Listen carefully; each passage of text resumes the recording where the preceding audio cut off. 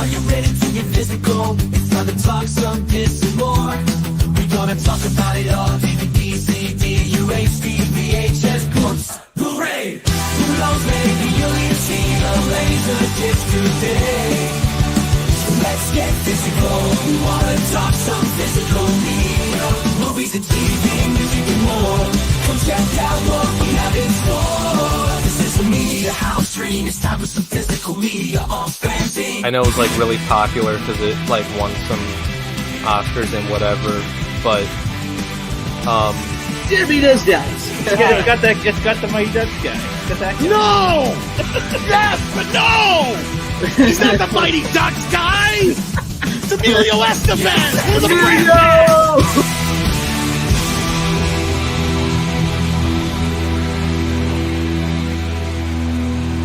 You can never have enough physical media.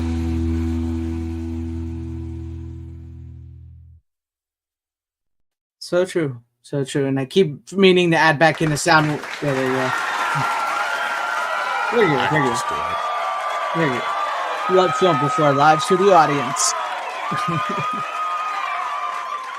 Physical media show has been drawn by a live studio audience. Like it. I've been meaning to add back in the sound of the you dropping everything when it just sounds. I keep forgetting that. You should add like just like a big huge yeah, sound of like a car crash or something like huge. Add in the Wilhelm scream and like Yeah, I don't like that shit. Just make it over the top. Go for it. That'd be hilarious. Go for it. Just go for it.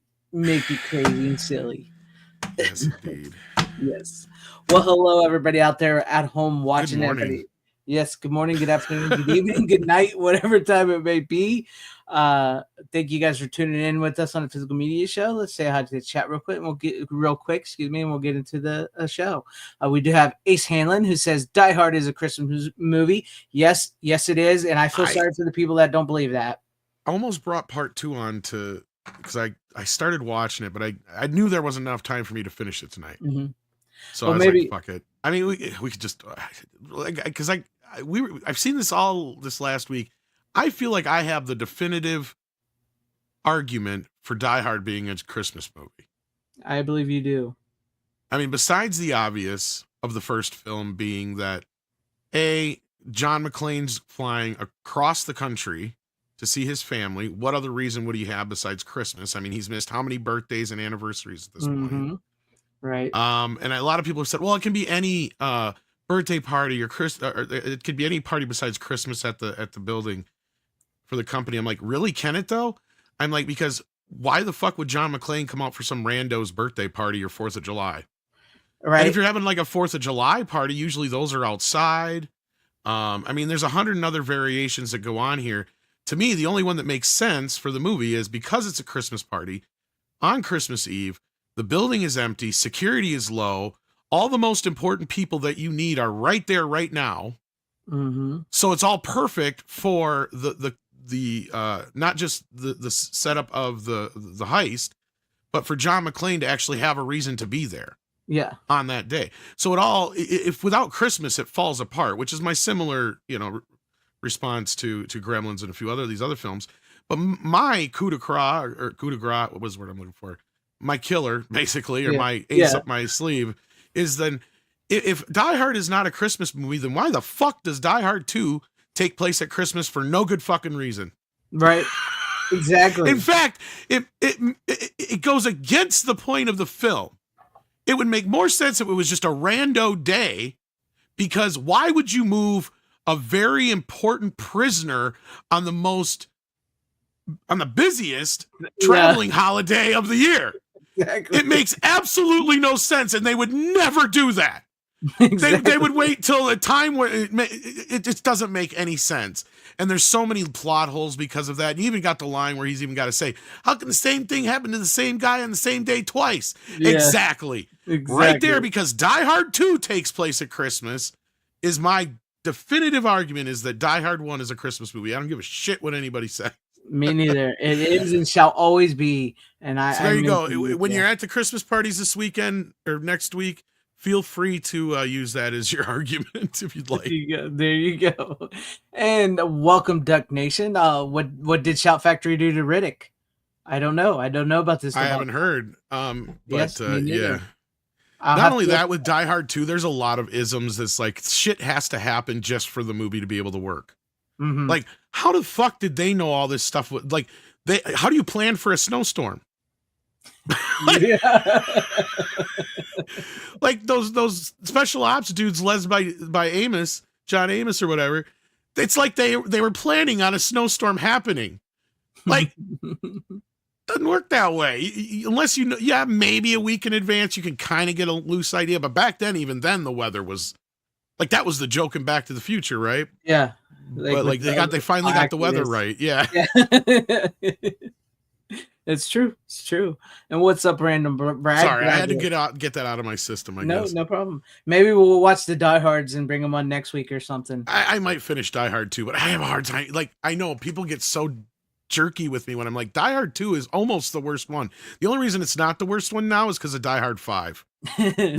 Yeah, that's a bad one. That last Like, one was really bad. To me, Die Hard 2 has all these problems with, and as much as I love the cheesiness of it, Die Hard with a Vengeance shows you what a Die Hard sequel should be. Yeah. Like, Die Hard with a Vengeance is probably one of the rare occurrences where a third film is as good as the first movie. Yeah. And almost, if it wasn't for the simple fact that Simon is Hans Gruber's brother and all that kind of stuff tied into it, like you almost don't even need to see the first film, which makes it almost a perfect sequel, Yeah. right? It only tangent, like the best part is you don't even have to have seen 2. It completely ignores part 2. It pretty much does, doesn't it? Yeah. Like it jumps right past it. And then, a lot of people are like, they have certain issues. I've gotten into, believe it or not, arguments with people over Die Hard 3, but that's a whole nother conversation for another day. We got some movie news to talk about, don't we? Yes. And you want to say hello? I always do this to you. Yeah. We Yeah. got Random Brad here. How Yes, you doing, Random Random Brad. Brad? We got Snowdub, what is up? We got Brian Barth, hell to you. We have Deleted Scenes, salute. Make sure you guys like, share, and subscribe to not just me, but to Tom and everybody else.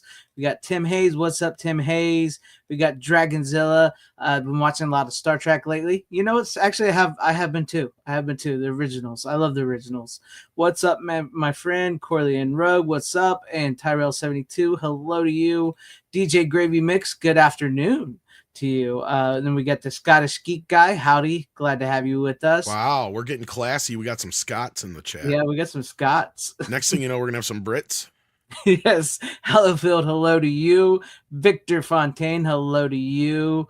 We got a lot of Australians, actually. We do have a lot Yeah, of Aussies. Yeah, I love me Aussies. Just as Mhm. much as my Canadians, even though it's not a real country anyway. And then, of course, we have Cowabunga Dude. What's up with you? And I think we're all caught up with everybody in the chat.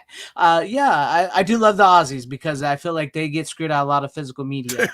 So, But then I'm at glad the we same can- time, I import a lot of stuff from Australia, they do. which They is have also funky. Yeah. Umbrella and Yeah, Umbrella, yeah. is Import Australia? One of them companies. I'm trying to One of remember the them other companies. one. They have some- Indicator, is that the one? Indicator, I think, might be Australia. Yeah. Somebody will Corley correct us if I'm wrong, but is yeah. British, so Oh, look at that. We got a Brit. we got a Brit. When we start getting the French in here, we know we fucked up. We got too snooty. We're too French in the chat, highbrow. You know the movies you watch, you like your highbrow. All right. Tell me all about the Babadook. What's funny is when I do that, I literally have the cigarette up here like this when I do it, every time. It's like, when I do the French accent, you cannot do it without this cigarette. Pepe Le Pew. Yeah. Well, it's a little different. Pepe Le Pew is down here. No, Yes. I am a lover, not a fighter. Mm. Is this so true? And yes, Trevor here is also from Australia. He says it's pricey to import from US to Aussie. Hi, everyone. It is. Well, Yes. every time I usually pay more for the shipping than I do the movies. So if I do a shipment from there, I generally try to make it worthwhile. Like the last time I did one was that one I imported where we had the Warriors. It had, and a lot of it's sad because it's like stuff that I've rebought since. The only one that hasn't come out on a 4K or a new version since in the US, I think, has been Bad News Bears sequels, and that's it. I can't remember which one I imported the last time, but like even The Odd Couple, the entire series has now been released in the US on Blu-ray. And it's like, oh, yeah, even the 1 and 2 have been on Blu-ray. So like, yeah, all this Yeah. stuff has been on Blu-ray. So it's like, yeah, it's like, Yeah. oh, that was a hell of a waste of time and money, I guess. But whatever. I got what I got out of it, you know. Yeah, I get you. That poor cat. Did we finish saying hello to everybody? I see Yes, Lester in we here. did. We Okay. said, but Lester did. So let's get into the. let's get into the news, because this was one thing that come across. I don't know if you saw this or not, but Yes, I did. well, there's a couple things. I don't even know if you know. I'm going to just start with. Here. Oh, okay. I didn't know which one you would bring up first. Now the streaming services seem to have changed. Owned to you have. Mm-hmm. I don't know if you noticed this or not. I saw that earlier. Yeah. Do you know why? Yes. Okay. So when they argue in court later on, they don't have issues because they already won. Amazon already won a case, and this is why I know they're not too afraid of it. But they're just doing this now because people have been pointing it out. And yeah, with the legalese, I would imagine, despite that first case being won, somebody was probably smart enough to notice that, and that was brought up as one of the arguments. But go ahead and give me your assessment. No, I was going to say California already passed a law about that's digital. why then there you go. They passed a law where they say you can no longer say you own digital because you don't. That's what somebody must have lobbied for an actual law that worked in California for once. Fucking vo. Oh my gosh. You guys aren't complete retards out there. Yeah. I mean, I'll give you a multiple on that one. Yeah. Now, of course, anybody in our audience who's listening from California, you know you're one of the smart ones. So true. I was trying to it actually started with games. So, but it it goes for everything now. Well, now that makes sense because, of course, the gamers get everything done. This is why I'm jealous of the gamers. Yeah. All they got to say is, nope, I'm not going to do it. Or, yep, you better change that. Fuck you, do it. And it's like, okay, we'll do it, sir. Us, it's like, yeah, fuck you, you're fucking racist. Yeah, I know. Especially with the movie people. It's insane. Yeah, like, but this was where how it all started. But it also, when you... Well, after loaded the glitch there, but once you read into it, it also does confirm that it also deals with. Did you do a video on it? If you did, I missed I did. It was. I missed it. I'm sorry. So there's a plug for you. Well, you should do a review of that now. Yeah, I should. But yes, once you get into the article and everything, it does say, and this does bleed into movies and digital movies and everything. So, yes. So yes, I was surprised that it actually came from California that this is happening. So I would assume along with the Amazon thing, and that is why they're now saying you have and you don't own on Vudu and digital storefronts. So yeah, this is why I say, people, you guys will never ever own digital, so don't fall for it. It's okay if you guys want to buy them, that's fine. I mean, if you're going to spend your money, that's fine, whatever. But you're not owning that. You're not owning that. They can take that away in a heartbeat. So, but what else? I have an asterisk to add to the Die Hard argument because, as noted, and I knew this, but I didn't even think of this till now. Boba Fett, thank you for reminding me of this. But Die Hard 2 is actually based on a book, much like the first film, but it's not from the same book series. Because as most people don't know, Die Hard is based on a second book in a series that they originally made a film of with Frank Sinatra years ago, and they were almost going to have him play it again, the same role, but when he backed out or whatever happened, or they decided to go a little younger, they changed the name of the character, changed it to John McClane, and that book took place at Christmas. And the movie's pretty close to the book in certain aspects. There's a few differences that are big, like it's McClane's daughter, not his wife, and she's actually in on the heist. And the watch thing is actually his daughter, not. So that's like the biggest difference. But that being aside, as far as I can tell, I've never actually read 58 minutes, which is funny because I do think I have it somewhere here in the house. But I'm almost pretty sure that it does not take place at Christmas.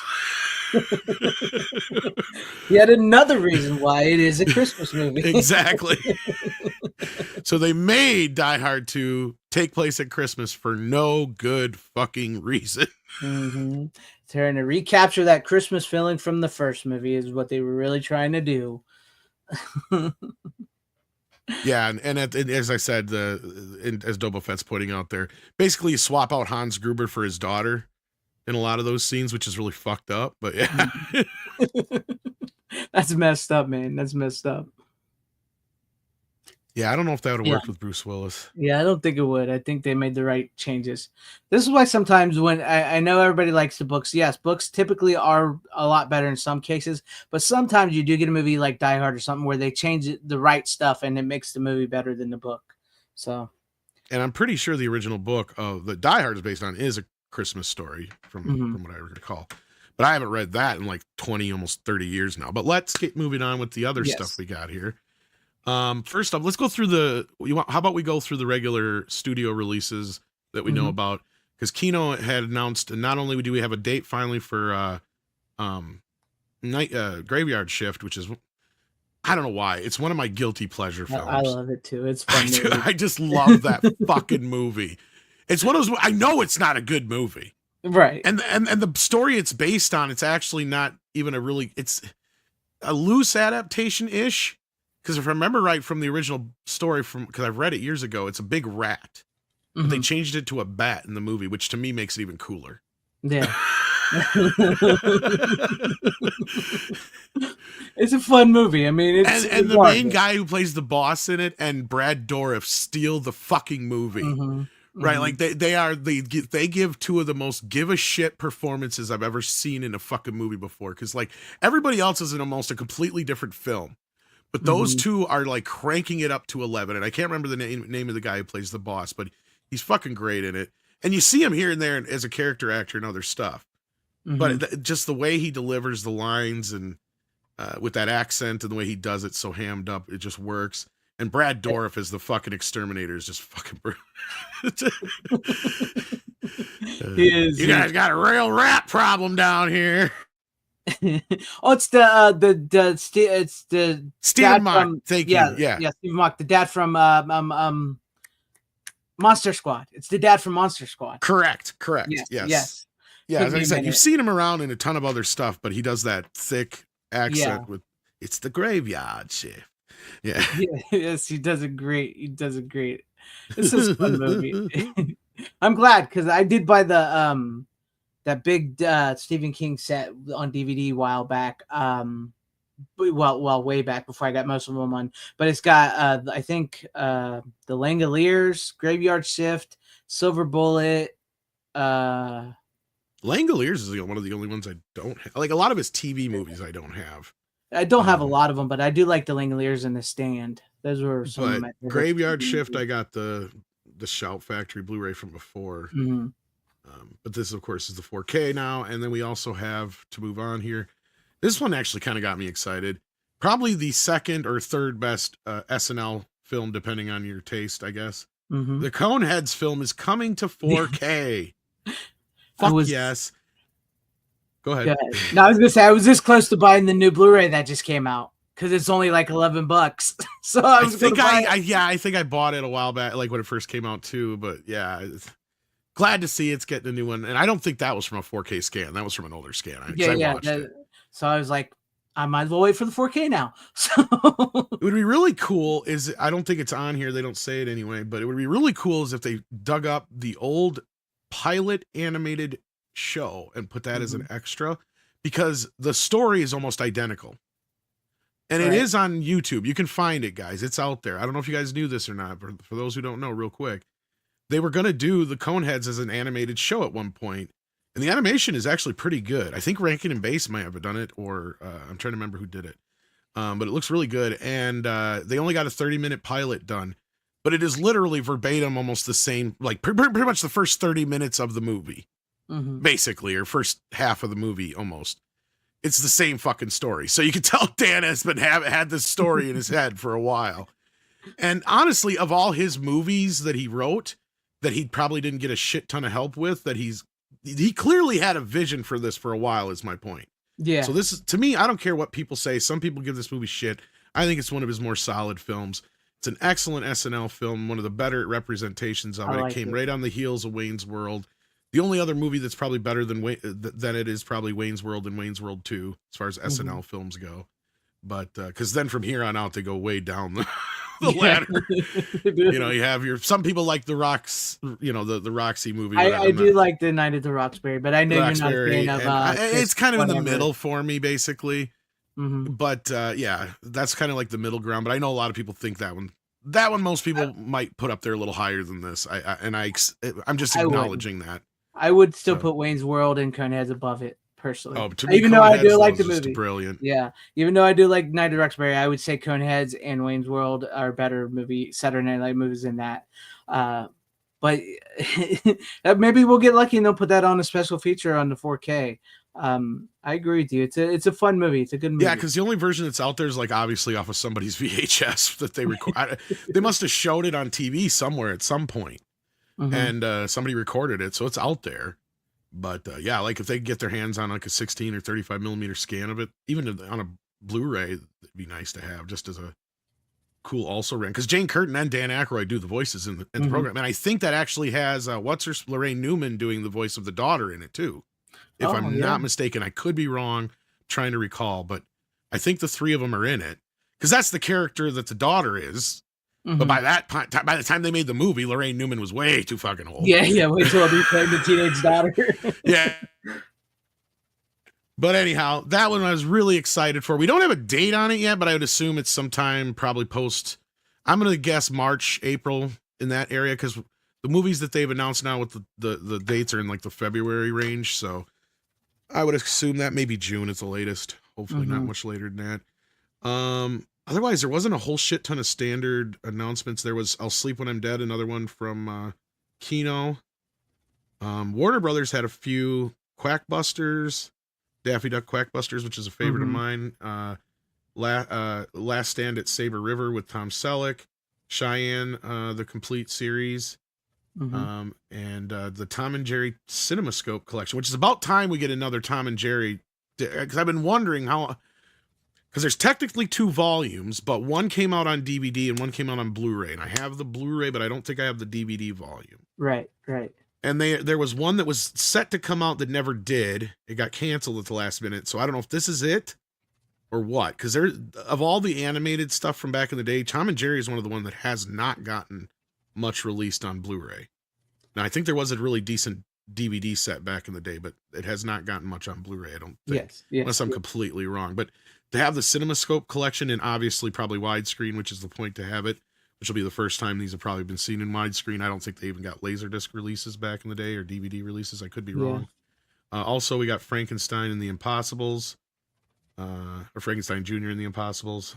So that was their more recent announcements from the Warner archive. Just Friends with Ryan Reynolds. Oh, and Just Friends too. You're right. Correct. Yes. We got a rumor for Last of the Mohicans, and I think that was actually confirmed by Michael Mann. Yes. And I think that's the one that Robert Meyer Burnett was probably hinting at that Disney had, I would imagine, had to have been the one that they've been working on. I don't know. I can't think of any other one. It's probably right. Yeah. You're probably right on that. Yeah. Yeah. Let me see here. What else was there? Did I forget any that you can remember or recall? Did we? I know we talked about Uncle Buck, but it got a date, didn't it? Yeah, Uncle Buck on 4K. I think we mentioned that last week. Dante's Peak as well. And Daylight with Stallone. Which Dante's Peak got a February date. And did Daybreak also get a date? I think so. Or Daylight with Stallone or whatever. Or Daylight, I mean. Yeah, I think I missed that one. River Wild was another one. Did we mention that last? Oh, we mentioned that one last week. I'm not so sure we mentioned the River Wild one. Excuse me. Because that was announced 2 weeks ago. So now I'm back like 2 weeks. There's 2 Jakes I know we did mention. All right, so their other big news was we finally got a bit of a confirmation on that Warner, whatever you would call it, leak. I don't even know where it came from or who put it out there. Yeah, I don't know where it came, but I just see it floating around. But I got this sent to me from a viewer, and this looks like an actual breakdown with dates on it. So unless anything changes, now of course they're probably going to be releasing more stuff than this, I would imagine. But these are they're probably big major releases that they're working on for the rest of next year. It looks like Q1. If you can't read this here, you're just listening. We got 7 on January, and some of these we already know. 7 on January 7th. Constantine is coming on February 18th, and it's also getting a steelbook. Amadeus is coming February 25th. So we already knew about all those. Philadelphia Story, Color Purple is going to get a re-release anniversary, probably in a steelbook or something, I'd imagine. And I showed my steelbook. I think I imported from the UK, so my guess is they'll just probably release that in the US. Yep. The same thing with probably Mad Max Beyond Thunderdome, probably a steelbook. Final Destination is a new one though. Yeah, that's a new one. So that's coming March 17th, and that's sounds like it's just the first movie at this point. Yeah, I think they're making a new film, is why that's getting a release. Probably. And then Miss Congeniality doesn't have a date, but it will be in Q1. So there you go. In Q2, only Lethal Weapon, not the series, just Lethal Weapon on May 20th. So that's kind of sad. That is. But one that a lot of people are excited about, the 007 Sean Connery collection, and that's coming on June 3rd. And I know our buddy Spencer over at that damned Idealistic Fool Crusader, that'll be one he'll be waiting for to see what they do with that one, to find out if it's new scans or if it's the old scans that they've been sitting on for a while, or how it looks and what Warner Brothers does with it. So yeah, and MGM. So yeah, so that'll be an interesting one. And I believe that'll be like a 5 or 6 disc set or whatever it is, because I think he was in 4 standard movies and then the Never Say Never Again or whatever. Yeah, something like that'll that. That'll probably be included in that. But if not, there you go. Yep. And then also we got Friday on April 26th, which will be the first time in 4K. I look forward to that one. Me too. And then the rest are ones we've already gotten on 4K, which are just re-releases and probably in extravagant steelbook or whatever. Yeah, I did see the Shining steelbook already. That's good. It's a red cover with an axe on it. I think I've seen the Goonies one somewhere as well. And then Batman Begins doesn't have a date yet, but probably around that same time. Yeah. Almost like they probably had planned on Batman 2 being out, but it's not ready yet because they don't even have a fucking script. But anyway, Boogie Nights. No, I'm just joking. The Batman sucked. Sorry, I wasn't joking. Boogie Nights is one I know a lot of people are excited about. That comes out July 29th. The Conjuring looks to be coming out on August 19th. Now, I thought that was going to be a collection, but it looks like it's just the first film. Yeah, it's just the first one. But this one actually says collection on it. So here we go, kids. Nightmare on Elm Street Collection, September 23rd. And I love the time of the year that comes out because that's usually the time of year I watch them. There you go. Excellent. And also in time for Halloween Corpse Bride. That's another good one. And 2 other ones that have never had a 4K release. And these are ones I'm excited for. Caddyshack and Pee-wee's Big Adventure. So there you go. Yep.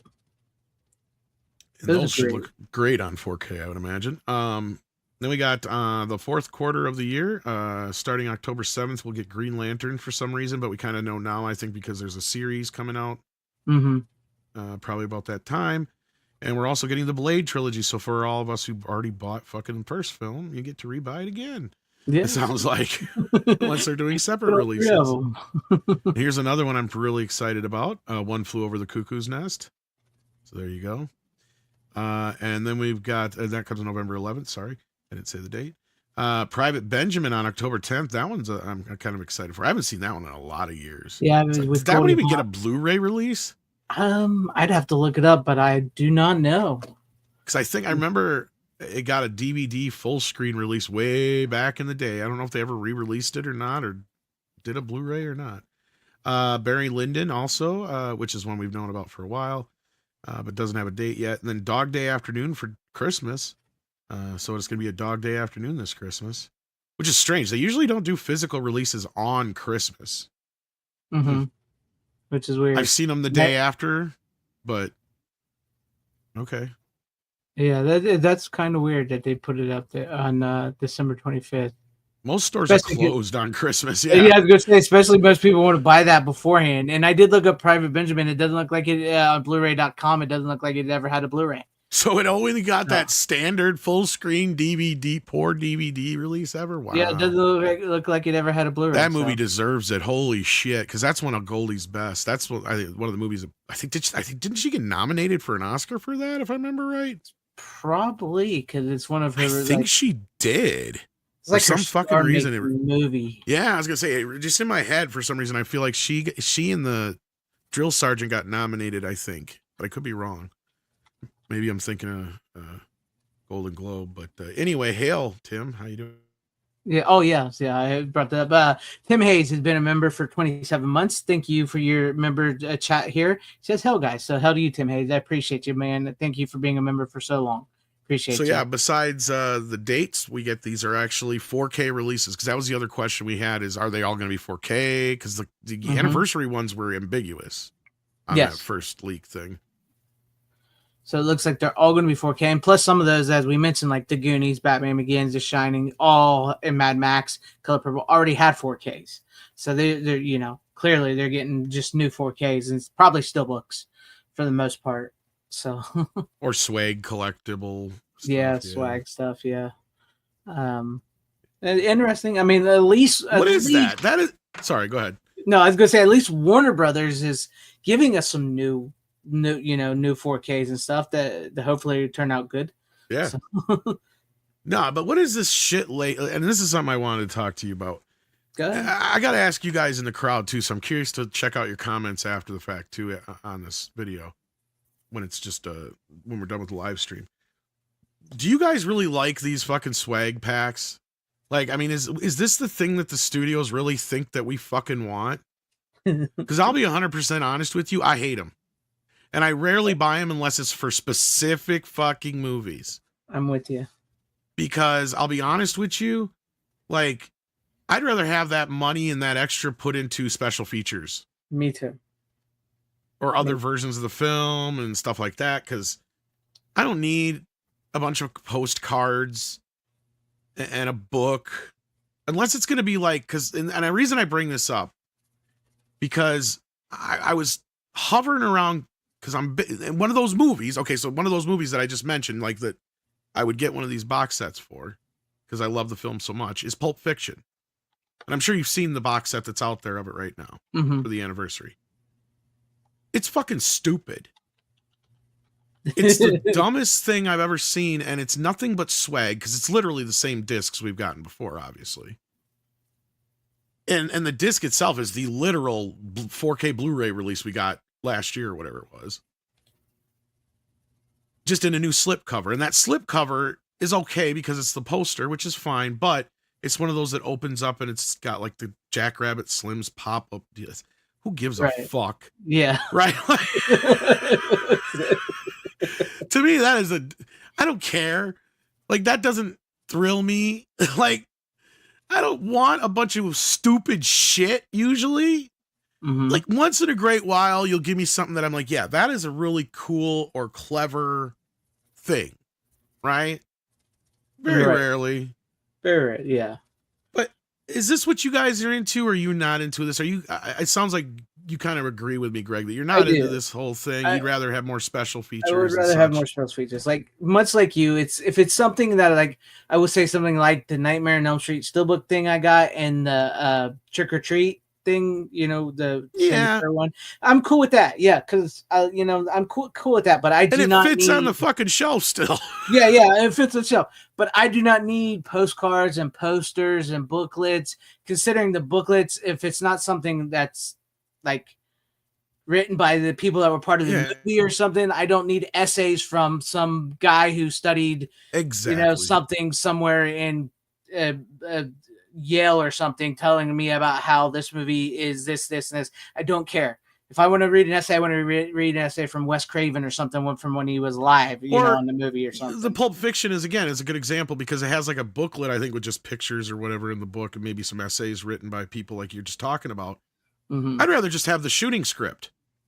Me too. Like, it's like, if you're going to do that, give me like the shooting script or a small version of the novel or something. Like, give me something that actually is worthwhile. I don't need a bunch of flashy crap. Like, exactly. If I want the original lobby cards, I'll go buy the original fucking lobby cards off of eBay. If somebody has them up. Like, I actually have a few, not many, but a few in my possession. And the only one I have that is a reprint is the Back to the Future ones. And that's because they're a really nice, like, I think 11 by 10 sized ones. And I'm like, those would look good in a frame regardless of them being reprints. But otherwise, I do have some original lobby cards and stuff from a few movies, like Back to the Future 3, or Beverly Hills Cop 3, I mean. And I think Critters. I'm not mistaken. I could be wrong on Critters. I think I've been looking for Critters and I just haven't got it yet. Right. But there's a couple I have that I'm trying to remember offhand. But and anyway, like, so there's a few, like, if I'm going to go for that shit, I'm going to go for that. Or same thing with a poster. If I want a poster, I generally want a full size, nice fucking poster. I don't want some little fold out fucking.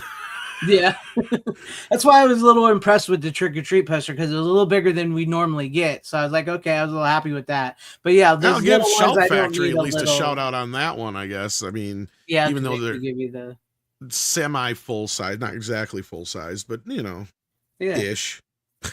exactly. I mean, I I don't need all that fancy stuff. Give me the movie. Give me like a 3 or 4 disc set with tons of special features with the actual cast and crew and people that worked on the movie, not people from some college that has no info on the movie. Give me that shit, and I'm good. Steelbook is fine, but to me, honestly, I like usually the original poster art.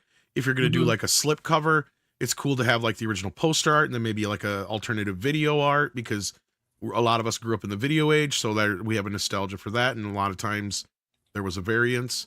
So, but I mean, especially when you get to some classics, there's generally only 1 or 2 posters, so you don't have to sit there and go like, well, which one are we going to use? You know, like, well, yeah, there's not much to choose from. You only got 1 or 2, so yeah.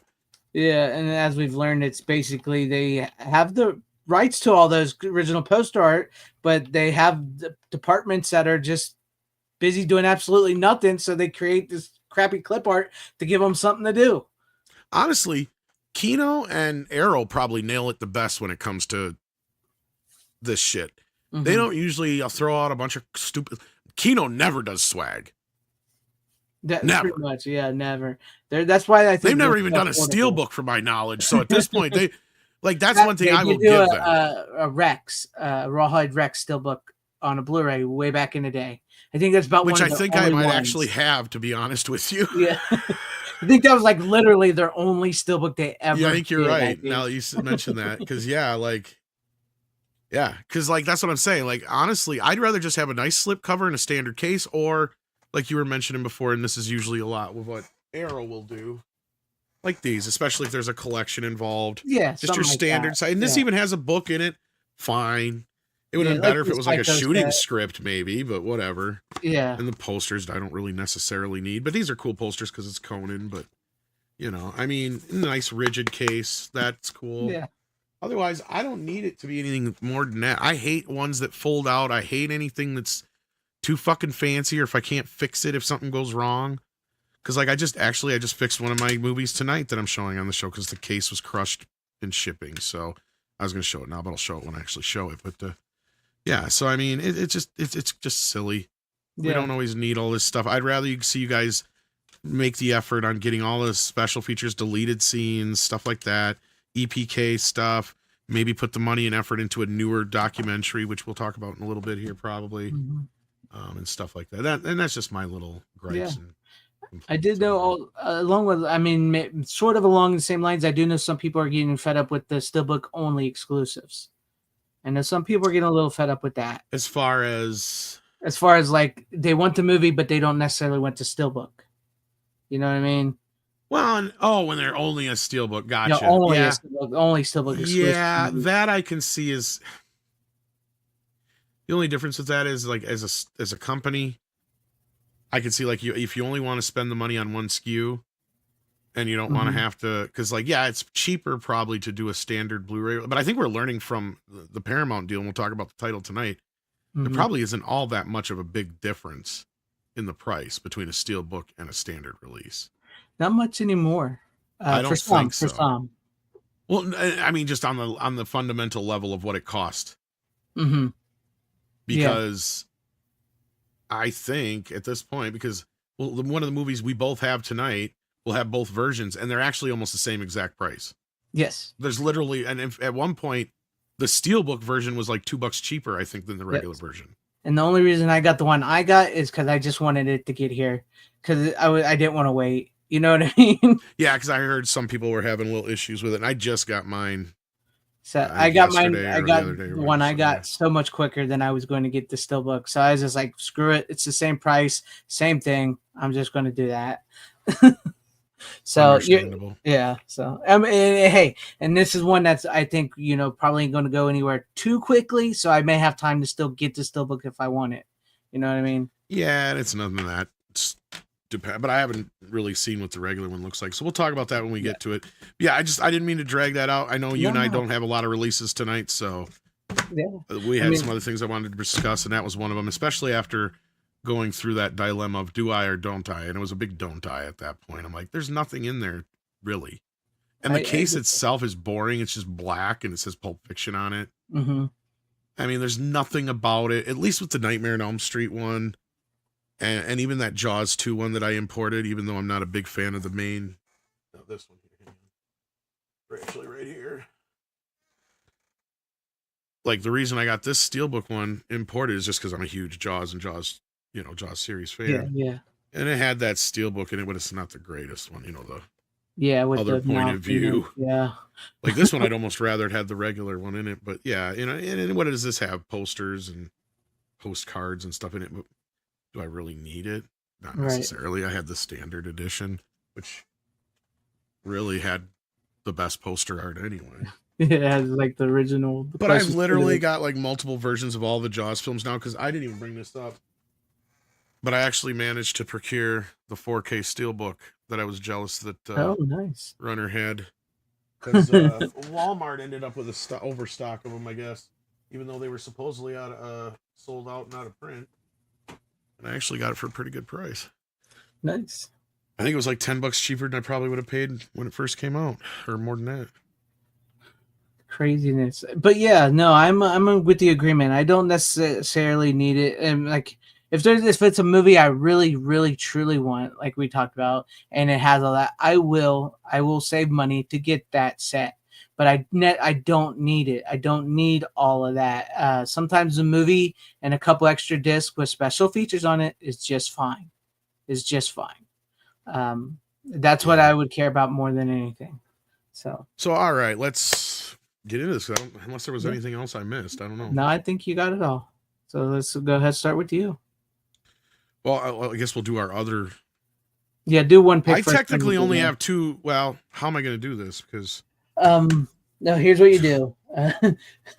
Do one movie. We should have talked about this before the show. Maybe I'll start first, actually, since you have. Yeah, why don't you do it? Yeah. Technically, this time you have more. Yeah. Yeah, so there's two firsts tonight, kids. I have three movies, but two of them go together, and they're kind of like inseparable.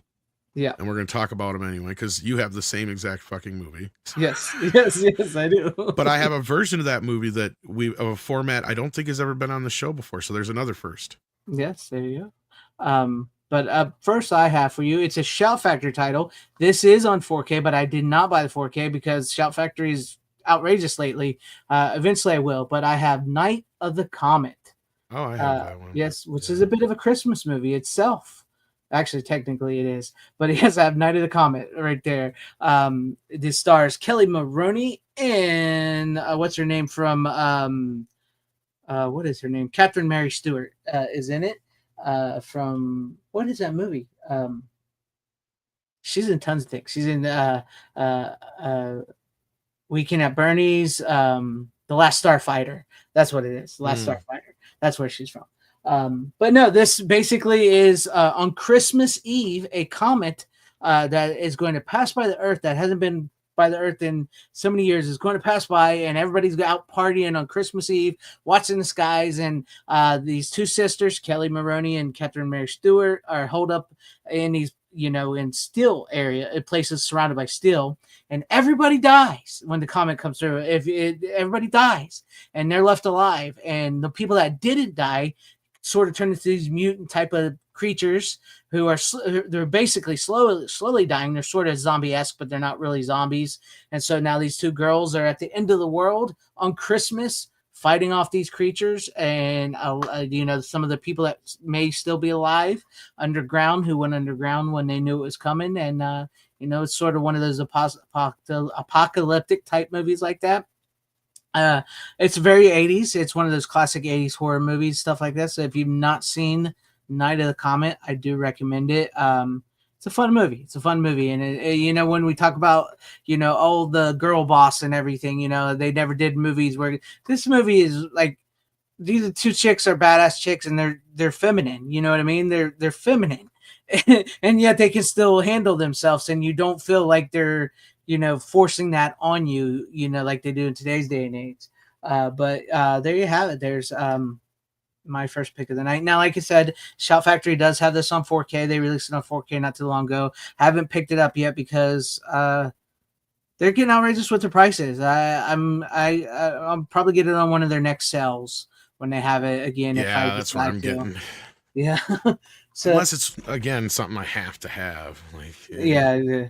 I mean, I'm fine with this Blu-ray version of it right now. It's like once again, it's the only difference that I'm going to be getting with the 4K that if I pick it up is the scan. Just the scan on the new 4K disc. If I could just buy that 4K disc, that'd be great because I don't need the Blu-ray disc. You know what I mean? Because I know it's going to be the same thing.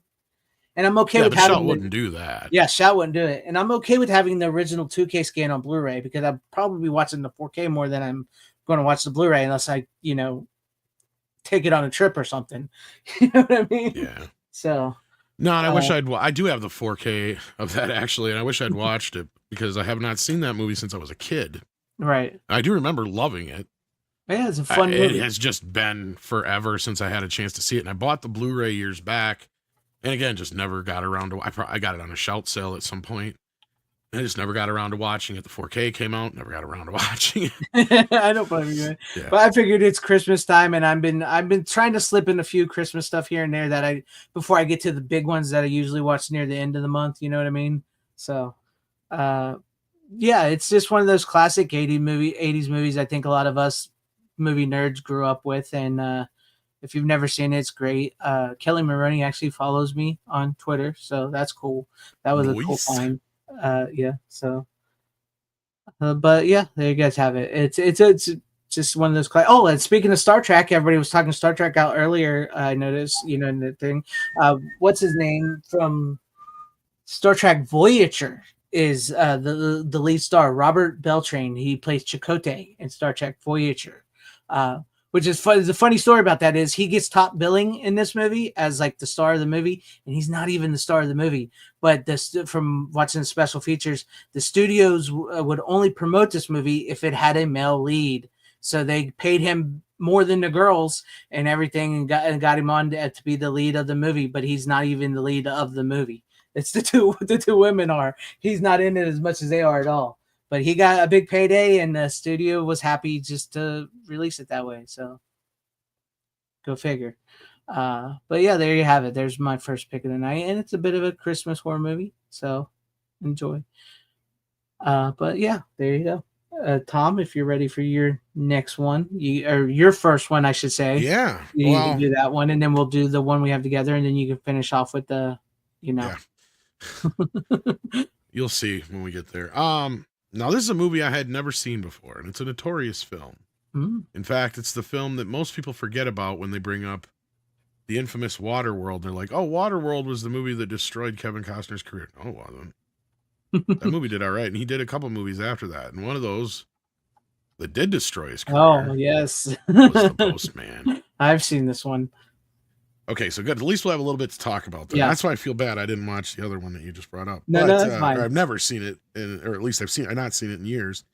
Okay, so this movie is actually not as bad as most people would make you think.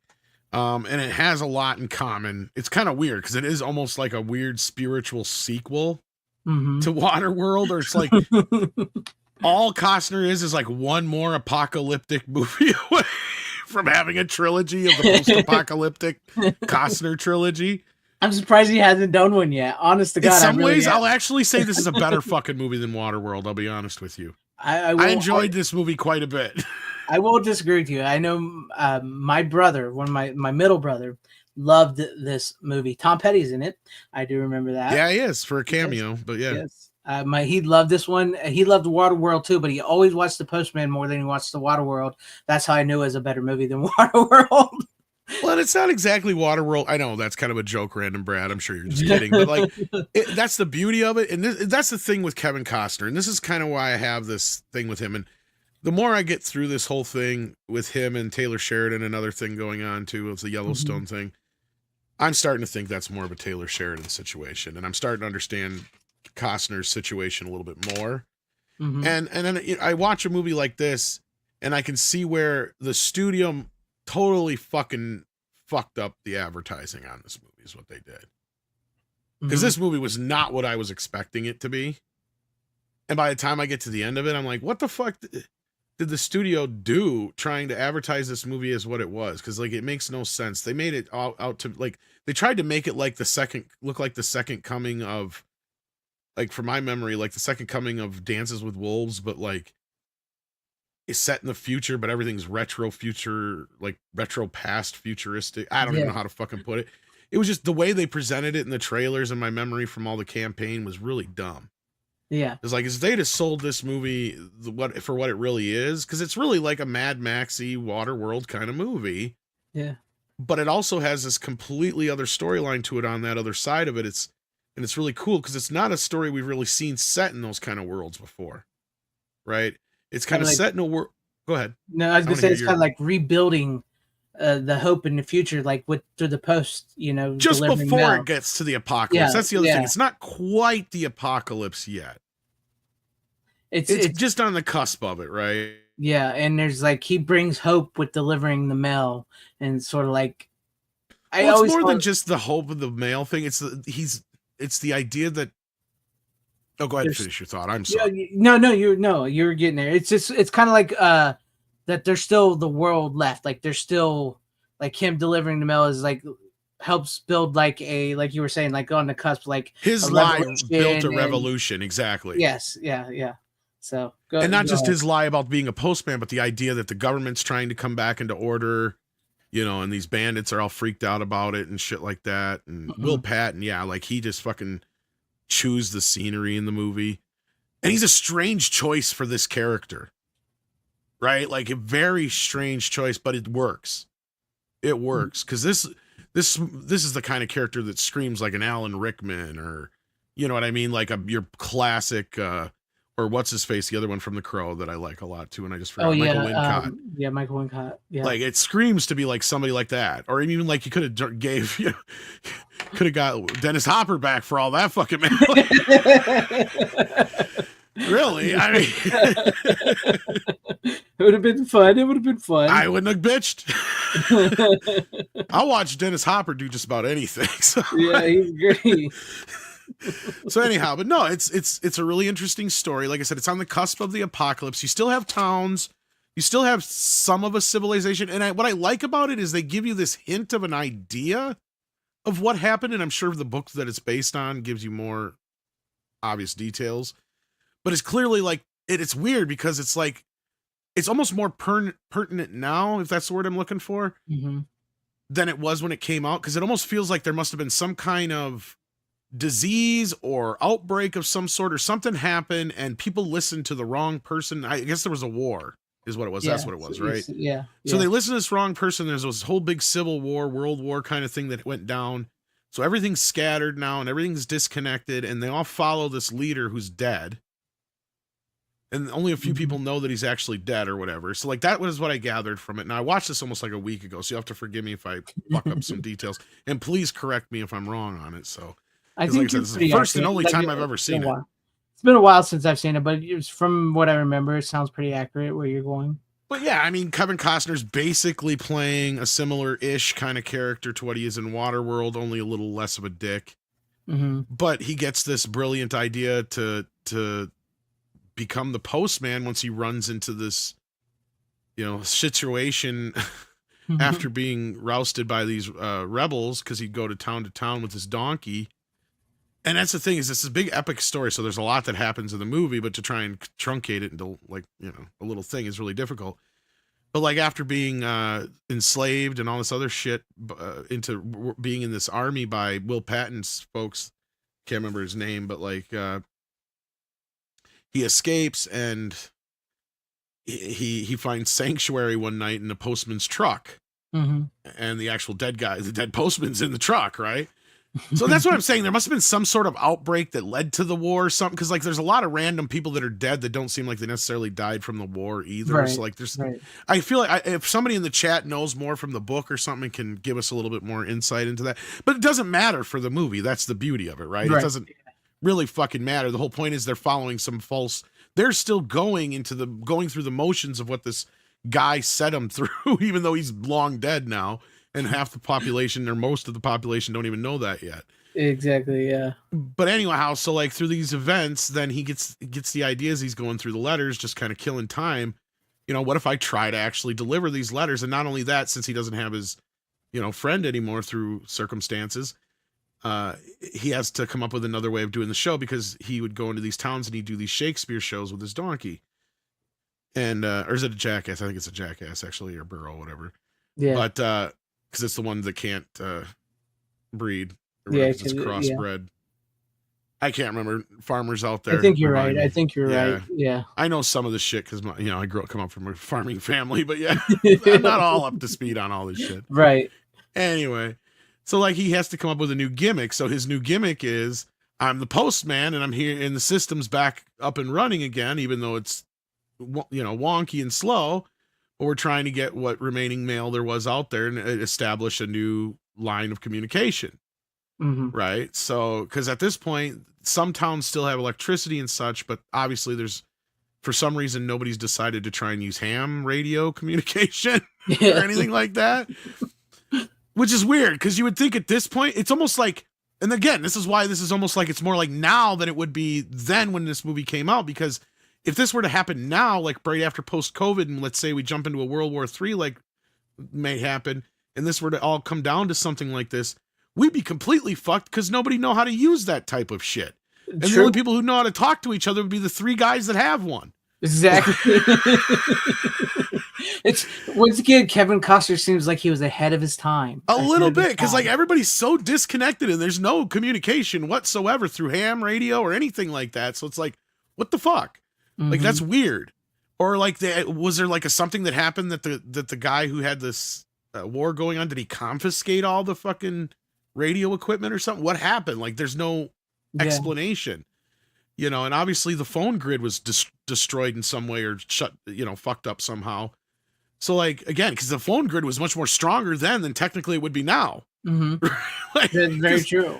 They don't have it was anyway. So like, because if anything, in a lot of cases, the phone lines had their own electric feed to where if a lot of areas went dead, the phone would still fucking work, guys. That's the beauty. Like, we were actually, this is why I've said this and gotten this argument with people over post-apocalyptic shit. Because a lot of people are like, well, with the Mad Max movie specifically, they're like, well, it's got to be like a different guy or in different stories or whatever, because I can't believe the world would go that shitty that fast. It's like, did you forget when everybody was like killing each other over toilet paper a couple of years back? Like, it would go bad real quick. It would go bad real quick. Yeah, it's like when we were kids, yeah, sure. It would probably take a little while. Honestly, most of us probably would have been able to survive. And I don't think it would be as bad as now, because the problem is the few people who know how to survive would be fighting off all the people who don't know how to survive, trying to steal their shit. So like, yeah, it would be. I don't think people realize the extent. Hopefully, we never have to face that, but I don't think people realize the extent that how quick things will turn real bad to like a really. Here's a real social experiment. Turn the internet off for 12 hours and see what happens. Yeah, if you can flick a switch somewhere and just turn the whole internet off everywhere, like just there'd be mayhem in the streets. It would be bad. It would be teenagers would have to talk to people. That would be like, I mean, imagine like their social skills are so would be horrible. They wouldn't know what to do. It would be like sort of like the Planet of the Apes, where the humans don't. They're like apes because the teenagers don't know how to fucking talk. So it would be. He's just mimicking words. He's not really speaking them. He doesn't know what they mean. I really feel like it would be like that in some cases. Sadly, I do. Oh man, but no, I don't have a problem with the Postman. I did think the Postman is a better movie than Waterworld, and so basically it snowballs into this thing, especially through this young kid that he meets at one of these towns, who perpetuates the lie and makes it even bigger, and he actually starts recruiting more postmen. So it turns into this revolution, right? And it's a really well done film, and it's sad that it's got the stigma around its neck that it does, because it is a lot better than it gets credit for. And this fucking, I don't know what the fuck this is trying to sell. I really don't. Not in the slightest, because this doesn't tell me anything about the movie at all. Like, I don't know. It looks like a what post? It almost looks like the Rocketeer or like a poster from that era.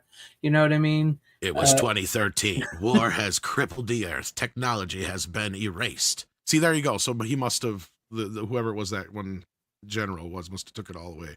Yeah. Our only hope is an unlikely hero. That doesn't tell me shit. Yeah, it does. It's one of the movies that was, I guess they could not figure out how to market Yeah. it. But here's a question for you about: do you see Horizon chapters 3 and 4 happening? Costner seems to take chances due to the detriment of his career, like The Postman and Waterworld. Costner also has this thing about him. He's able to twist or turn and find a way to. He's almost like he can find a way out at the last minute to save his ass, like a hero in a movie, right? Like he just. And as I said, the more time goes on, the more things are happening. Sure, it looked like Horizon was a huge disaster up front, and it looked like it was a big mistake for Costner to leave the show. But Yellowstone is what I'm referring to, obviously. But now for those who have watched the show can see how bad the writing has gotten since he's left and how they've had to deal with all this shit. And really, I'm like trying to sit here scratching my head going, what world do we live in? Because Taylor Sheridan has a lot of control and sway and power. And he's got like 20 fucking shows already in the hopper all the time. So I'm starting to see where Kevin Costner was having issues. And when he explains, like, I thought I had this set amount of time set aside, and I already had these people contracted, and I can't cancel all these contracts just to appease this guy's random schedule. It sounded like to me, is what it kind of boiled down to more so. And with the writer's strike and all that shit happening, I can see where that was an issue for probably Costner. And frankly, what's stupid is his movie was done and out. He's already got part 2 shot. Yeah. Part 3 was in the midst of being made. Right, I don't remember if they took a break or they finished it or not, but I know they had to find some more funding. But I think they found the funding from HBO Max, because that was the point I was getting to next, is because even though it looked like it was all over for Horizon, next thing you know, it gets put on HBO Max and video on demand, and it does amazing. In fact, it does so well that there has been rumors and talks now that HBO might fund the rest of the films to get them finished up, which it'll basically end up being what I said it should have been in the first fucking place, and that's a miniseries for streaming. Exactly. But the film is one of those weird things, because I've watched it like 3 fucking times now, and this movie ain't that old. And it's long, and I don't have a lot of time. Yeah, I know, and you've watched it 3 or 4 times, which means you like the movie. I can tell. There's some about it. It's with Costner. He's a master of his craft. I don't give a fuck what anybody says. We can give him all sorts of shit. Costner's going to Costner all day long. I give him shit. But he knows how to make a movie, and he knows how to make a character likable, and he's like a Mel Gibson. He's one of these guys that knows how to make himself presentable to the audience the way the audience likes to see him, hear him, view him, his stories. Clint Eastwood's the same way. These guys know their craft, and they know their audience, right? And he is the kind of guy who knows how to take chances, and they always seem to fucking pay off for him in one way or another. The only time it really didn't was Waterworld and Postman. And Waterworld, as we point out time and time again, it did well enough. The reason they didn't go on with it is because it just didn't sell the toys and shit. It didn't catch the audience they thought they were going to get. They thought they were like the Star Wars audience or something. Yeah, exactly. They thought it was going to be like a big sci-fi epic thing like Mad Max meets Star Wars, but it just didn't become that. Yeah. So at the end of the day, I just feel like he's going to come out of this better than Taylor Sheridan. And Taylor's been getting a lot of shit after last week's episode. I haven't watched Yellowstone, so I don't. So you don't know. Well, he ended up putting it. He's a character in the show. Because for those who don't know who Taylor Sheridan is, he's an actor turned showrunner. Yes, and because he got the Shaft from Sons of Anarchy. Sons of Anarchy, and that's a lot of his. He started writing. He did Sicario, and he did a couple other films that Hell or High Water and stuff like that. Wind River. Yeah, and he's gotten a lot of notice because of that. Well, he took this bit character that's in the show and he spent over a quarter of the last episode on this character, and a lot of it didn't really amount to anything, so a lot of people are giving him a lot of shit on social media over it. And a lot of people who were, because at first it seemed like a lot of people were kind of on the side of like, you know, Kevin's fucking up his second chance here. Right. And probably his third chance if you think about it now. Because he did kind of have a small comeback here a little while back, and I was reminded of that when I watched, because that's one of the other reasons why I didn't have anything to watch, and I can kind of go into, is I watched the mini-series that he did with Bill Paxton about the Hatfields and McCoys. Oh, yeah, yeah. So, yeah, I was reminded, oh, yeah, Kevin did have a bit of a resurgence in the mid-aughts, because he did. He come back with a few movies that did all right, and he had... what was it? Open Range he directed, and he did this Hatfield McCoys, which was a big hit for him on cable. Mm-hmm. If I remember right, it had some of the highest ratings for a cable show or something like that at that time. Yep. Stuff that even some of these streaming shows wish they could even muster. So I remember it was like 40, like huge numbers, like 40 million people watched or something. It was huge. It was a pretty good fucking show. It was a really good miniseries. I don't know if you've seen it or not. I own it. I have it on DVD actually. Oh, do you? Cool. Yeah, I see it's on Blu-ray. I was going to pick it up. But yeah, it was really well done. Well, technically, my dad owns it on DVD. That's why it's DVD, because he loved it. So, yes, I've seen it. We watched it, and he bought it. So a lot of Bill Paxton love in the last couple weeks here. It's kind of weird. Yeah. But yeah, no, it was really cool to see those two face off against each other. So if anything, that was the highlight of my last week, was watching that and this. Which is funny. No, sorry, go ahead. No, just because I was reminded of that whole Hatfield McCoy little comeback in his career there. Kind of led into the Yellowstone in a weird way, but yeah. Yeah, but it was like see, speaking of Bill Paxton, I think it's tomorrow night that I'm with the show I do with Gary over at Pop Culture Minefield. I think we're talking Near Dark tomorrow night. If I remember, I have to check. See if that's tomorrow, but I think it is. So that's funny that you bring up Bill Paxton. Well, he's going to come up again in our next conversation, I'm sure. Yes. You may not know why, but you may. So we'll see.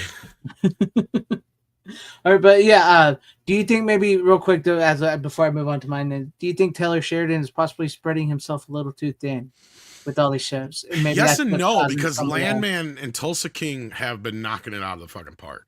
But is he like showrunner for those, or is he just like in the background? No, he's showrunner. In fact, he directed the first few episodes of Landman. And that's brilliant. And Tulsa King, I'll fucking praise to the hills. I love it. It's probably one of my favorite shows right now on television next to Cobra Kai. But yeah, a little bit maybe, but I think his ego. I think he's gotten a bigger ego. I think the problem here, because I knew it was a clash of egos, and I guess I'd have to say the one who probably has the bigger ego is Taylor. And I don't know if it's necessarily earned. Me get too full. Because he even fucked up Yellowstone, because there's a way he could have done this and it's real obvious. And I'm like, and the reason I say, and you could probably even understand where I'm coming from without even watching the show, because this could have been a Who Shot JR. Yeah. Right. And they fucked that up by giving it all away in the first episode of the season. When I'm like, what are you doing? Your show is built on shit like Dallas. Why aren't you milking the Who Shot JR angle? Yeah, you could do that. Yeah. Like, what the fuck, guys? Like, duh. Instead, we're spending 15, 20 minutes of the show on Taylor Sheridan bullshit. Sitting there in his fucking, with his shirt off, hanging around a bunch of half-naked women. And that's what people are fucking giving him shit for. He was just self-indulging there. Exactly. And then there's people speculating, well, is this what's going on behind the scenes? Well, now we know why Kevin left. Yep. Because I'm sitting here trying to scratch my head and figure this out, because I've seen tons of interviews with Kevin where he's a big part of the show. He's executive producer. He did help certain aspects of the story and stuff, from my understanding. He was only supposed to be in, I think, the first season. Then he signed on for 3, up till 3. And he loved it so much that there's an interview with him where he says, like, when I'm on the show, I literally camp out on the show.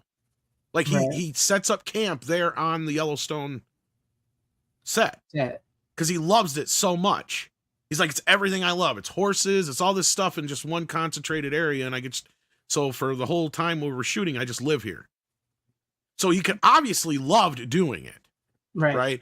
At some point, something happened between those two.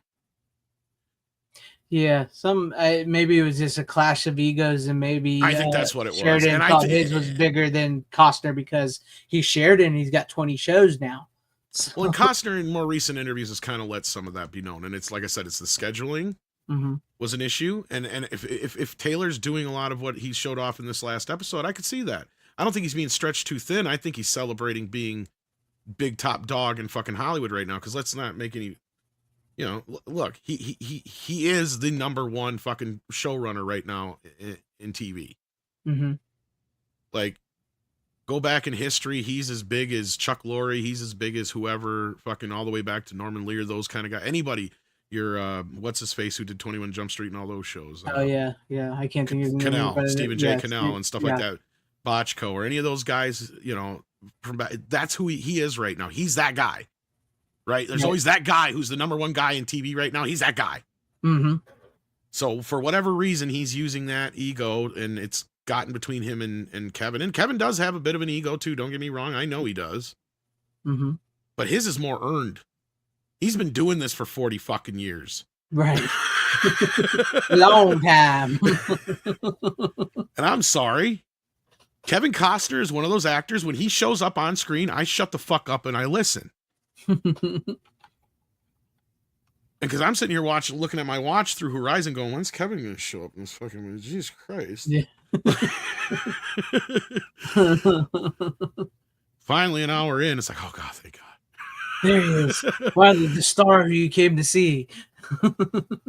And he makes it worth the wait. But yeah, no, like I think that's what came between them, and it's sad, but hopefully Horizon works out for the better in the end, which is really the saddest part, because I said it could have been, Horizon should have and could have been just a Yellowstone spinoff in the in the same way they did the 1823 show or whatever it was. Yeah, and then the other one that they did.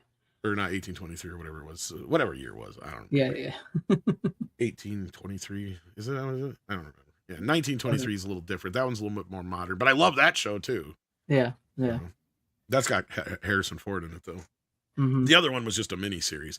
The other one was the one I don't know if I talked to you about it, but it's like, if you ever played Oregon Trail? Yeah, you told me. You'll love that show. Same alien. So yeah, like people get dysentery and whole fucking shebang. That's literally what the show is this wagon train going up the Oregon Trail. Yeah.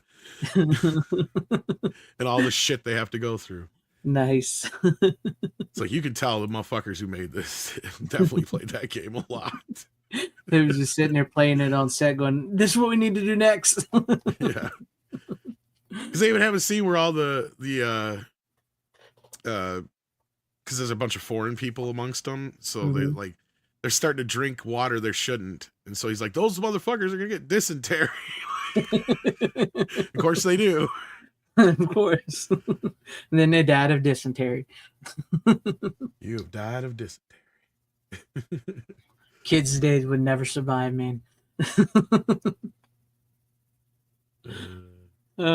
All right, I guess we'll move on to my next to last pick here, since if you have anything else you want to say, though. No, I think I've said just about everything I could about it. I mean, I could say maybe this deserves a 4K, but it makes me wonder how much of it's CGI, because we're going to get into that in a little bit, I suppose. Okay. All right, well, sucks, Dragonzilla. It's a great show, but it's just kind of gone off the rails now a little bit. I mean, when you get rid of your big star, I mean... Well, it didn't have to be that way. The answer was simple. Just who shot JR is your last season. It's the kids trying to figure out who killed, their dad, basically. I mean, spoilers. I mean, it's not like it's been... Yeah, it's pretty obvious. But I give it all away in the first episode, so you're like, what the fuck? Craziness. All right, well, this one could probably be really short when we talk about this. But I haven't watched all of these yet, but I've been watching them here and there. Cheater. Oh my gosh. A little bit of a rookie. I've been watching these here and there. But I watched one specific one that I was going to talk about, but I got Tales from the Crypt, the complete series. So. God. You are worthless, Eric Barrett. pulled a little bit of a rookie. It is a pick. I have been watching these though here and there. I've watched a the few whole episodes set, though. sporadically. Yeah, This motherfucker needs a 4K or at least a does. Blu-ray remaster. I don't nice. because this right here, guys, I hate to say this, but Tales from the Crypt is the beginning of prestige television and what got us here. You're not wrong. It was the first major show that HBO did where they spent the kind of money they did on it. And it led to the things like The Sopranos and Entourage and all that shit down the road. Mm-hmm. Fucking great show, though. I mean, The Crypt Keeper is the coolest fucking host ever. Yes. Yes, I agree. He's great. I mean, basically what I was going to talk about Hello, is kitties. boils and ghouls. Boils and ghouls, tonight's feature. It's so good. It's so good.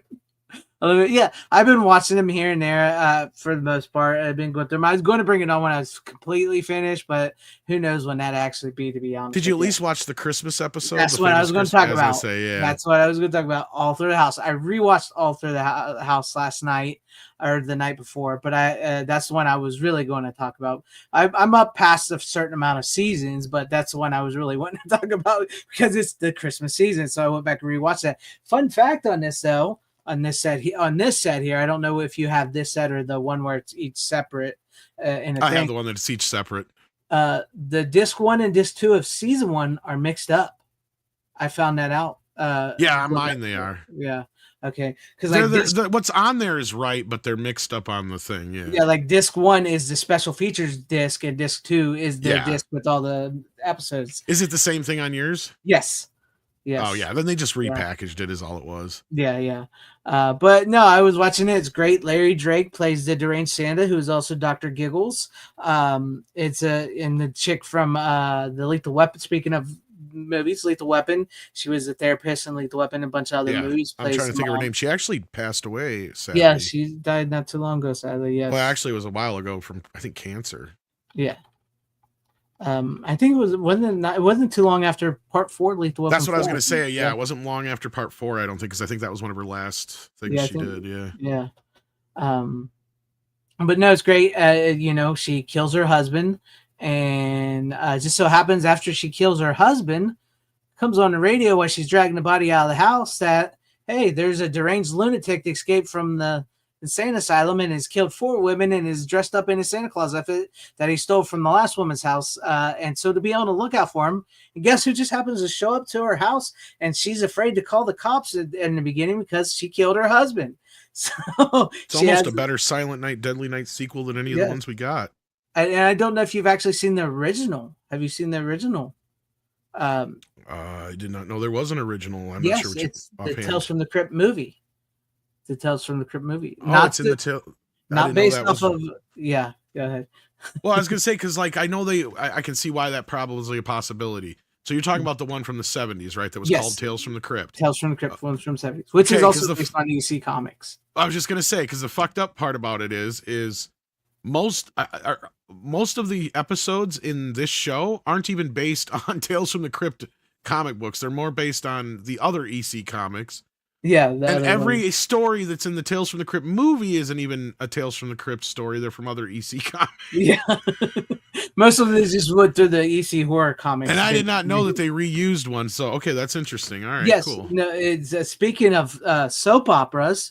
It's the same story. It's pretty much the same thing, but I think the one in the movie is longer, if I remember correctly. But it's they would do that sometimes too, where they'd actually basically do the same stories over and over again, but just with different scenarios and characters and things too. Mm-hmm. I'm trying in different books. I'm trying to remember that's true. They did. They would redo them over time. I'm trying to remember the actress's name because she was you was talking about Dallas. It says Joan Collins in the OG. Yeah, Joan Collins. Yes, I believe she was on Dynasty though. I think if I remember correctly. But yeah, she plays the woman in that who kills her husband, and Santa Claus has escaped and everything. So he's coming after her. But no, it's a great episode. It's an all-time classic. I often talk about how I'm not much of a Christmas horror movie guy, but this is a pretty solid Christmas one. And they even give you a nice little, like with the Crypt Keeper at the end, because she's got the little daughter, and you think, it ends with the daughter holding this crazy Santa Claus's hand. And she goes, "Look, mommy." And the mom starts screaming, and he comes up the stairs, laughing. The Crypt Keeper comes on, and he actually reaffirms, he goes, "Don't worry about little whatever her name was. This particular Santa liked older women." He does a Crypt Keeper voice. So the old Crypt Keeper said the same thing? No, that's what I'm talking about, the TV show. Oh, because they have the Crypt Keeper in the original one, and he is based. Yeah, because you have the Crypt Keeper and Tales from the Crypt. Each one had their own guy, but this quote unquote version of the Crypt Keeper is a new interpretation of him. Yeah. In the movie, and that's why he's kind of his own thing, and that's what got in the way actually of the remake of the show, because they were going to redo it. I don't know if you guys remember, like 5-10 years ago with M. Night Shyamalan on Ding Dong. Yep. But what got in the way is they couldn't get the rights to the Crypt Keeper.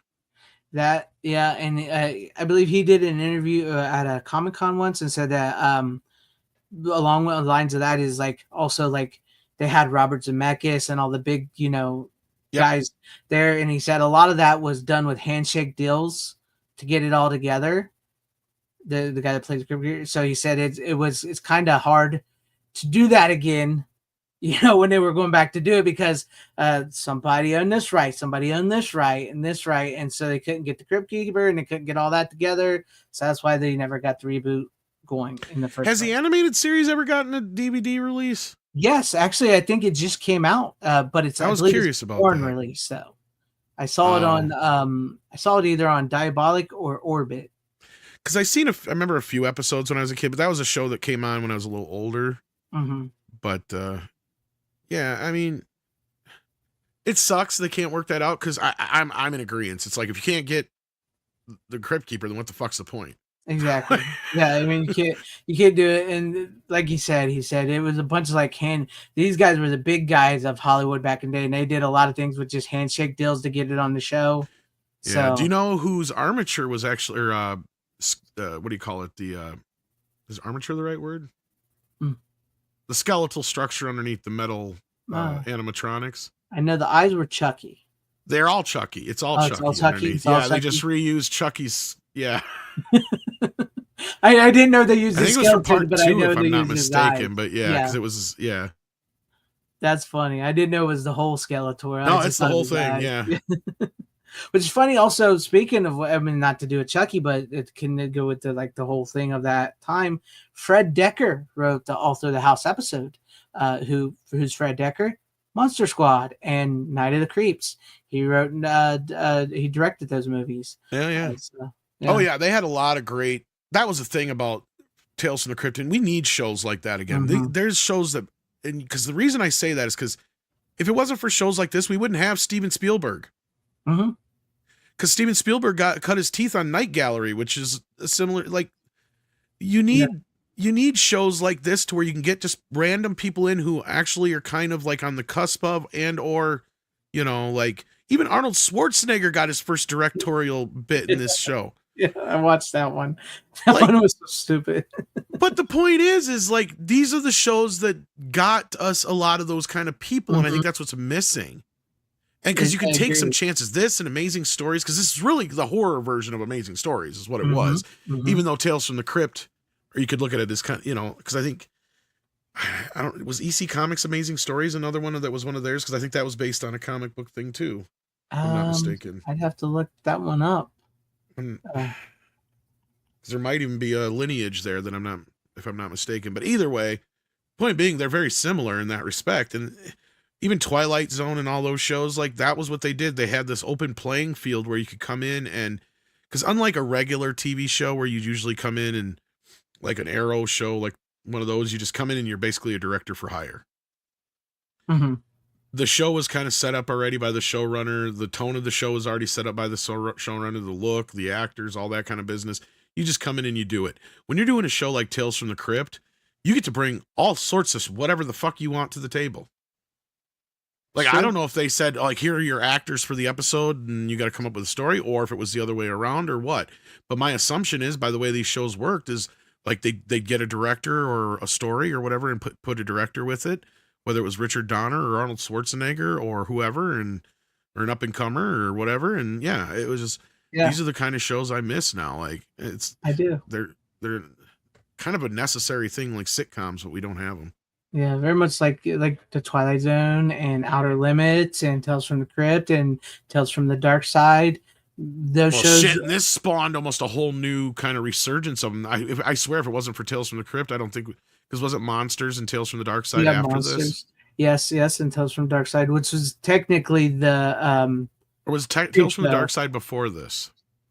Because I was gonna say, yeah, because that was basically Creepshow, the TV show. I think I'd have to look it up again. Because I think Creepshow it is came also after. technically a part of the EC Comics deal too, isn't it? I think so. Let's see. The It's movie based came on out in those. 1990. So Tales from the Crypt is before this because the movie came out. No.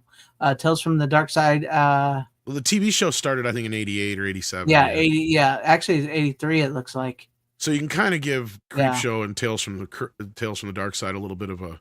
they Probably, they came before Tales from the Crypt. Yeah. But anyway. No, yeah, it's a great show. I loved it. It's fun. It is fun to see all these old celebrities and old directors. Well, I say old now, but like you were just talking about, they weren't that old back in the day. They were actually fairly new and becoming very powerful and stuff. But it's fun to see those old stars and celebrities back in the day on the Crypt show like you said, the Crypt Keeper, voiced by that I can't even think of his name now. I had it and it went out of my head, but it is incredible. It's just the bookend death show. It's an amazing show. I'm glad to have it. It does need a Blu-ray. I would love to have a Blu-ray of it, but until then, I'm comfortable with my DVD set I have. But yeah, All Through the House. If you've not seen that one, it's a great little Christmas horror movie. Well, I say movie, but it's a little like 22-minute episode, but it feels like you're watching a movie. The way, because like we talked about, Warner Brothers put that out, didn't they? Yeah, Warner Brothers put it out. Yeah. So yeah, I don't understand why HBO has not remastered these yet for Max. Why That's we haven't gotten I'm, Blu-rays. This makes I'm- absolutely no fucking sense to me. And I know a lot of people have been clamoring for them. I'm honestly surprised they do not have this on Max. Like you said, I would hope they would remaster, but I was surprised they got like Lois and Clark over Tales from the Crypt. Which I Yeah, get there's it, some but other it's- people. You're right. People it's- griping but- it's not even on Max. Yeah. Exactly. I mean, yes, John Cassar is his name. Yes, but I mean, like until it's remastered, you could at least be running these. I mean, they don't look. I wonder if there's a horrible, rights issue but getting in the way of everything. once Could again, be. yeah, you never know because, like I said, John Kazar said that there was a lot of handshake deals on that show, and that's how things got done. There wasn't always necessarily put down on paper. Because it was Steven Spielberg, Robert Zemeckis, Walter Hill, all these guys. And so that's what it was. Yeah. But there you go. That was my second pick of that. And then I guess we'll get to the one we have if you want to do that one now. If you want to show yours first or I'll show mine first, it's up to you. Well, I mean, we're just going to show them at the same time, basically, right? Yeah. You go ahead, turn your camera on. I'll just turn on. Yeah. Well, okay, so you got the standard Yeah, I get the edition, standard of Galaxy Quest. and I got the Never steel give up, book, never surrender. which is in a cardboard slip cover with an embossed Oh, Galaxy that's nice. Quest. I just slid in the old Yeah. whatever you call it here. You open it up and you got the little blue-green monsters on the inside and on the back. Like that. It's a nice collage. I do like that. And I'm assuming the back of this is probably the same as the back of your. Yeah. Yeah, I was gonna say. Yeah. Okay, so this is a complicated monster. Mhm. We're gonna get into this bitch. Let's talk about, I guess. Okay, so I promised you guys a format we've never had on here before. Because I'm Yeah. sad because I swore I still had my original DVD of this, but I Mhm. guess I don't. And I don't know why I didn't keep it because it's missing. There's at least one thing missing. We'll get into here in a bit. But I also got this sent to me by a fan. Oh, is that a Galaxy Quest video CD, but I'm pretty sure it's a bootleg nice? from some Indian country or something like Yeah, that, I'm with you. considering the writing. What's really funny is, I don't know if you can see it here. Local local quote can run here. Another local quote run here. Yes. Another local quote run here. I love it. It even says it on the discs. Run here. Man, those are amazing quotes they got from the newspapers and critics. So I don't know if that was meant that there was some strange interpretation lost there, or they were supposed to put like local, whatever their country. This was probably based on whatever version they sent out for, whatever countries to do their discs on. But it has 2 discs. It's a video CD. It's the full screen version of the movie. It's obviously subpar quality compared to DVD, but it's basically a digital-esque version of the VHS quality. I would say it's full screen. Mm-hmm. It might be a promo copy. Somebody sent it to me with very little information on it. But yeah, I just kind of skimmed through. It's even got hard-coded subs on it. Whatever country it's supposed to be from. I mean, it looks legit otherwise. Like, I mean, the bottom of the discs are like legit CDs. It looks like it. Printed in a, so. I mean, and I don't know about if that's an official video CD logo or not, because technically, like, yeah, whatever. I mean, what's it going to matter if it's bootleg? But yeah, I just thought it was kind of neat that we've never had a video CD on here. And you can play this on almost any DVD player. There was actual video CD players back in the day and stuff like that. So you could have used that on, but this would have come out at the same time as the DVD. Right. So I actually should have brought it, but I still have my original VHS. I do have the original. Oh, you should have. But I do have the old Blu-ray, which is weird, which is why I can't believe I don't have the DVD. I don't know why I would have gotten rid of it, because I don't remember getting this Blu-ray that long ago. Because it was actually still in plastic when I got this one. And I don't know why I would have gotten rid of the DVD, because it's missing one special feature. The original EPK behind the scenes called On Location in Space is not on this, and it's not on the new version. I'm gonna have to look, see if I still have my DVD version of it somewhere, because I do have. That's the only thing that's missing. Blu-ray, and then then there's something missing from this version on the new version. Okay.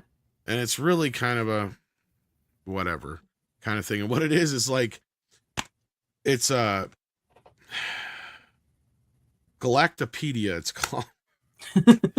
So it's basically kind of like making fun of the obnoxious, like, encyclopedia things you can bring up during like the Star Trek episodes and movies and shit, the real nerdy stuff. Yeah. So it's just an overlay of like really random shit that just keeps popping up, and you can go through. It is kind of fun. For some reason, they didn't carry it over onto the 4K at all. So yeah, that's completely gone. So is the original EPK documentary, but otherwise everything is carried over from the original, because they did a re-release of this on DVD, I think even before this Blu-ray ever came out.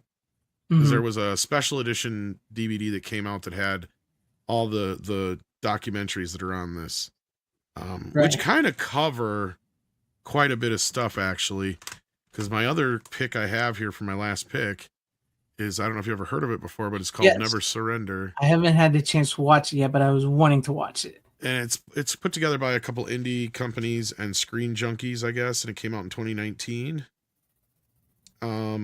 It's all right. A lot of the stuff that's on here, though, is already on the makings of documentaries here. I kind of figured that. There's a few things you learn that are interesting, but other than that, like, the main thing you learn is kind of like more so like the whole thing with, like, Harold Ramis was supposed to direct the film originally.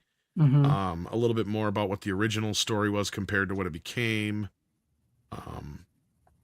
which is kind of interesting, because the original script, it's kind of funny how we got the Galaxy Quest we got compared to what the original script is, and the guy who gets a lot of credit for writing it when little to nothing was used of his script. Just the concept, and I'll get to that here in a moment, because the original story was called Star Child or something like that, or Star Captain or something like that. And it was pretty much basically like the guy had the idea, you know, of like, you know, what it's got to be like to be these guys who make Star Trek, or made Star Trek back in the day, and now all they got is these conventions and, you know, just the randomness that they do here and there. Because he got the idea while watching a documentary, and he couldn't place the name right away, and then he realized it was Leonard Nimoy. Mm-hmm. He's like, oh, how sad, you know, because they probably went to Shatner first. He was sitting there thinking, you know, going through the thing in his head. Mm-hmm. And he wasn't really a big Star Trek fan, but he was, you know, he's seen it and all that kind of stuff. And that's important. And you'll understand why when we get through this, because I don't know how much of this story you know from the making of, but they get a little bit more in depth in it here in this documentary. Because otherwise, a lot of this document, for the first 20 minutes, it's just a bunch of fluff. It's a bunch of some of the worst people in Hollywood, like Damon Lindelof and fucking David and some other people like, and what's his face? Wesley Crusher. Dickhead. Yeah, you know I am. A lot of people that are just like, why the fuck are they even here? Will something. Like, just basically sucking the movie's dick, which is fine, but it's like, I don't want to hear from these people. Like, yeah. Will Wheaton, thank you. Will Wheaton, I don't know how I forgot Will Wheaton. So yeah, then it finally actually gets into the nitty gritty of the story and how it became. So like an actual hour of the documentary is pretty much spent on that.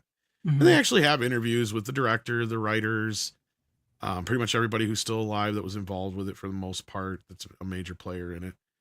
So it's on that front, they did a good job. It's in the same vein of a lot of these other documentaries we get nowadays. So like that part works.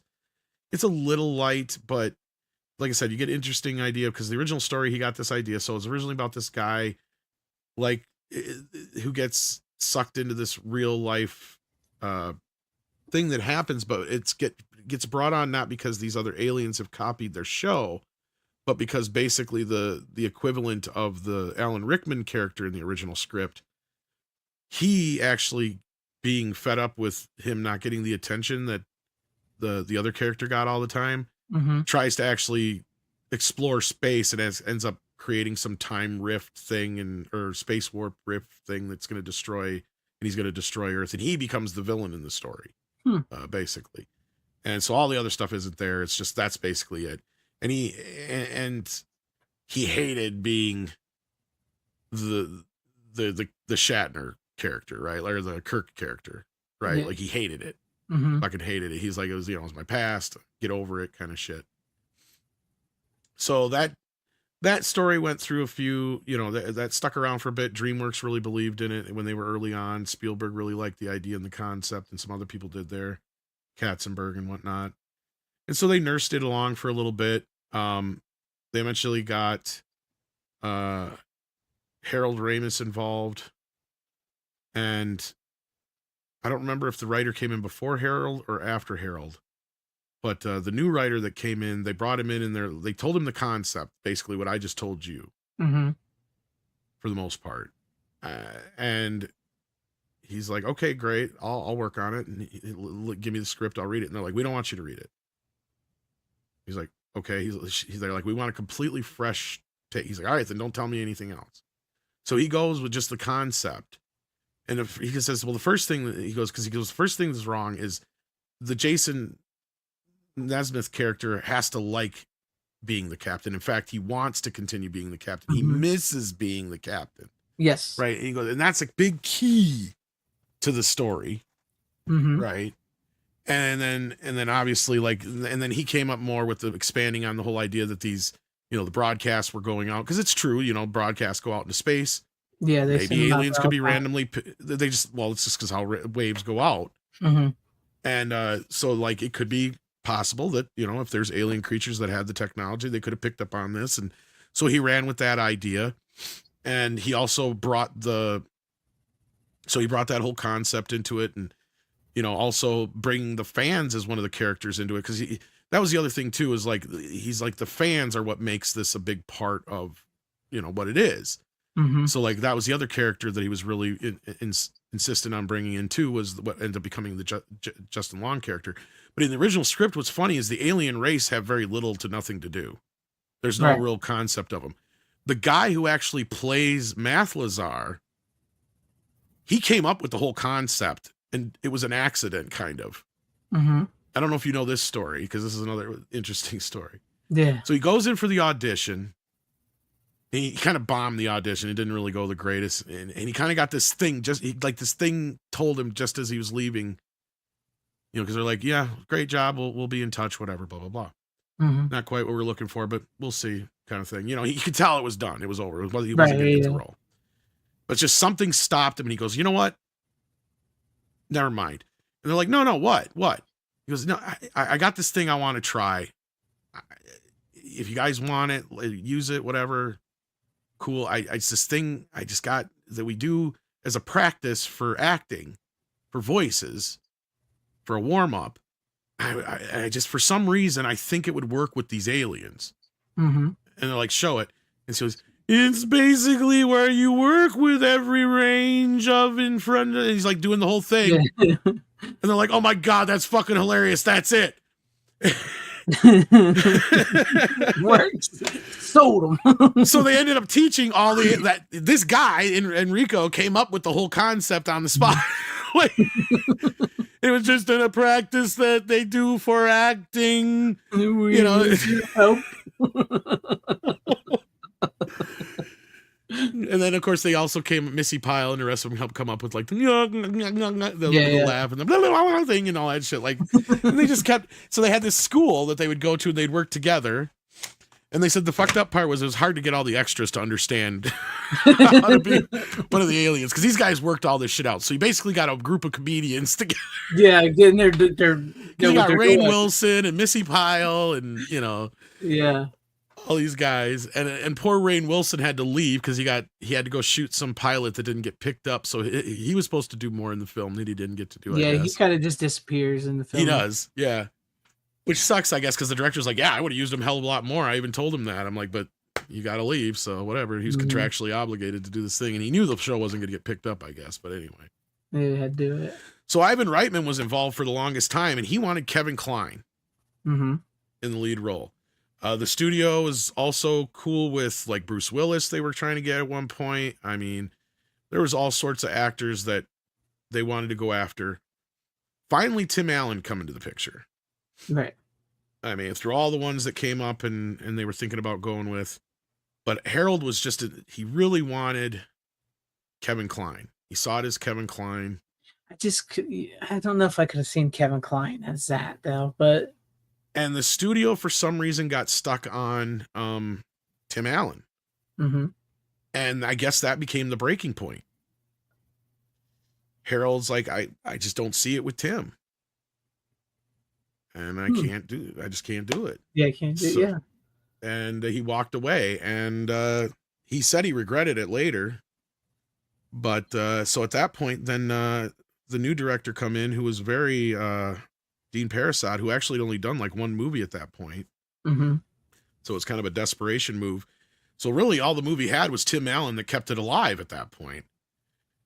And so they started casting other people, and the first person Dean wanted was Alan Rickman, and I said Alan Rickman because I never thought we'd get him.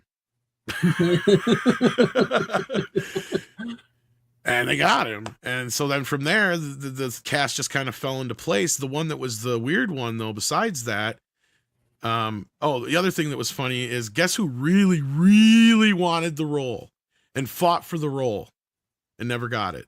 Bill Paxton. You are worthless, Alec Baldwin! Alec Baldwin, yes. Alec Baldwin, good. I'm glad he didn't get it. But Bill Paxton comes up, and that's more, what's his face? Guy. Mm-hmm. So Guy, that gets into the Sigourney Weaver part, because Sigourney Weaver wanted the role. They didn't want her in the role. Because they had one rule. No actor from any sci-fi franchise. So that means no Star Trek, no Star Wars, no Alien, no nothing. So like... So they didn't want Sigourney Weaver, and everybody's like, what the fuck? It's Sigourney Weaver. And she's like, she was even like, I'm not a very egotistical person, but like, do they know who I am? I'm Sigourney Weaver. I was an alien. Like, I was an Aliens. And they're like, well, that's the exact reason why they don't want you. And she's like, well, fuck that. She's like, because she really wanted, and she had an idea. And again, a lot of, that's the funny thing about the movie is a lot of the character, the reasons these characters I think are so rich is because each individual brought so much to the role. Because her role, again, the Tawny role, was her idealized version of herself. Mm-hmm. She said she pretended like she was her blonde sister with big boobs. Right. So like this was like this idealized version of what she wanted to be as a character, and so she fought hard for it, finally got the role. But then the rest of the cast kind of fell into place. But Guy, he what's his face? Sam Rockwell. Sam Rockwell didn't want to do it. Mm-hmm. Didn't want to do it. He wasn't even that big of an actor yet. He's just like, I don't know. I want to be seen as more of a serious actor. I just did Green Mile and stuff like that, and just didn't, he's just like, it just didn't want to do this kind of a thing. But then my agent kept bugging me to do it. And I'm like, fine, I'll do it. So like, you come in and the director is like, he was my favorite. So like everything Guy did, he amped it up even more. And a lot of Guy's stuff is improvised. And he said that Sam was so like nice because every time he wanted to improvise, he would ask for permission if he could change the line. Nice. It's like, oh no, that's not right. That's one of Sam's. Yeah, that's not right. I don't have a last name. Guy, you have a last name. This is just like episode 81. Why did you have to say episode 81? You see, wait, we're doing episode 81? Why would you in episode 81? episode 81? And then she's like, quick, let's get out here before they kill Guy. Yeah, that's one of the best lines of the whole fucking movie. I love it. But no, this is so anyway, so they get going. Tony Shalhoub, of course, the rest of the cast comes together. Except for Justin Long at first, because the studio wanted to cut them out. Didn't see the point in having the geeks in the movie. And both the writer and the director are like, no, that is the movie. Yeah, you got to have him. Because like I said, the writer basically made that to where you have that character is the audience, right? It's the fans. And you don't have this without the fans. And that's, that fan dream of like, Captain Kirk calling you and saying, I need your help. You're the only one who knows. It's all real. Yeah, it's all real. Yeah. So that was kind of that whole point of that. And Justin Long, of course, he was real green at this time. I think he'd only done very few things, if anything. But like he talks about how basically all he brought to the role was he mixed the Michael J. Fox voice with, that's where he got the cracks in his voice constantly. Yeah. Doc, like that mixed with Chris Farley's he gets all flustered kind of thing. Remember, and he goes, remember that time? Yeah, with a smidgen of comic book guy. So if you watch the movie, you can see it. It's like, this is a brilliant actor, because I never knew that's what the mix was. And then you watch it and you're like, oh yeah. Now when you explain it, after I just watched it, I'm like, yeah, I can see all that in his performance now. Yeah. So like he's brilliant, and that brings me to Sam Rockwell. Because Sam Rockwell, all he was doing was Bill Paxton. So Sam's like, I was just being Bill Paxton in Aliens, because I'm like, this guy is the most terrified motherfucker in the world. His character is so good. He spends the whole movie just terrified in a state of anxiety. And he goes, and that's basically Bill Paxton's character in Aliens. You know what? That is very true, actually. So he's like, I kept bugging Sigourney. I was like, so is this what Bill would do?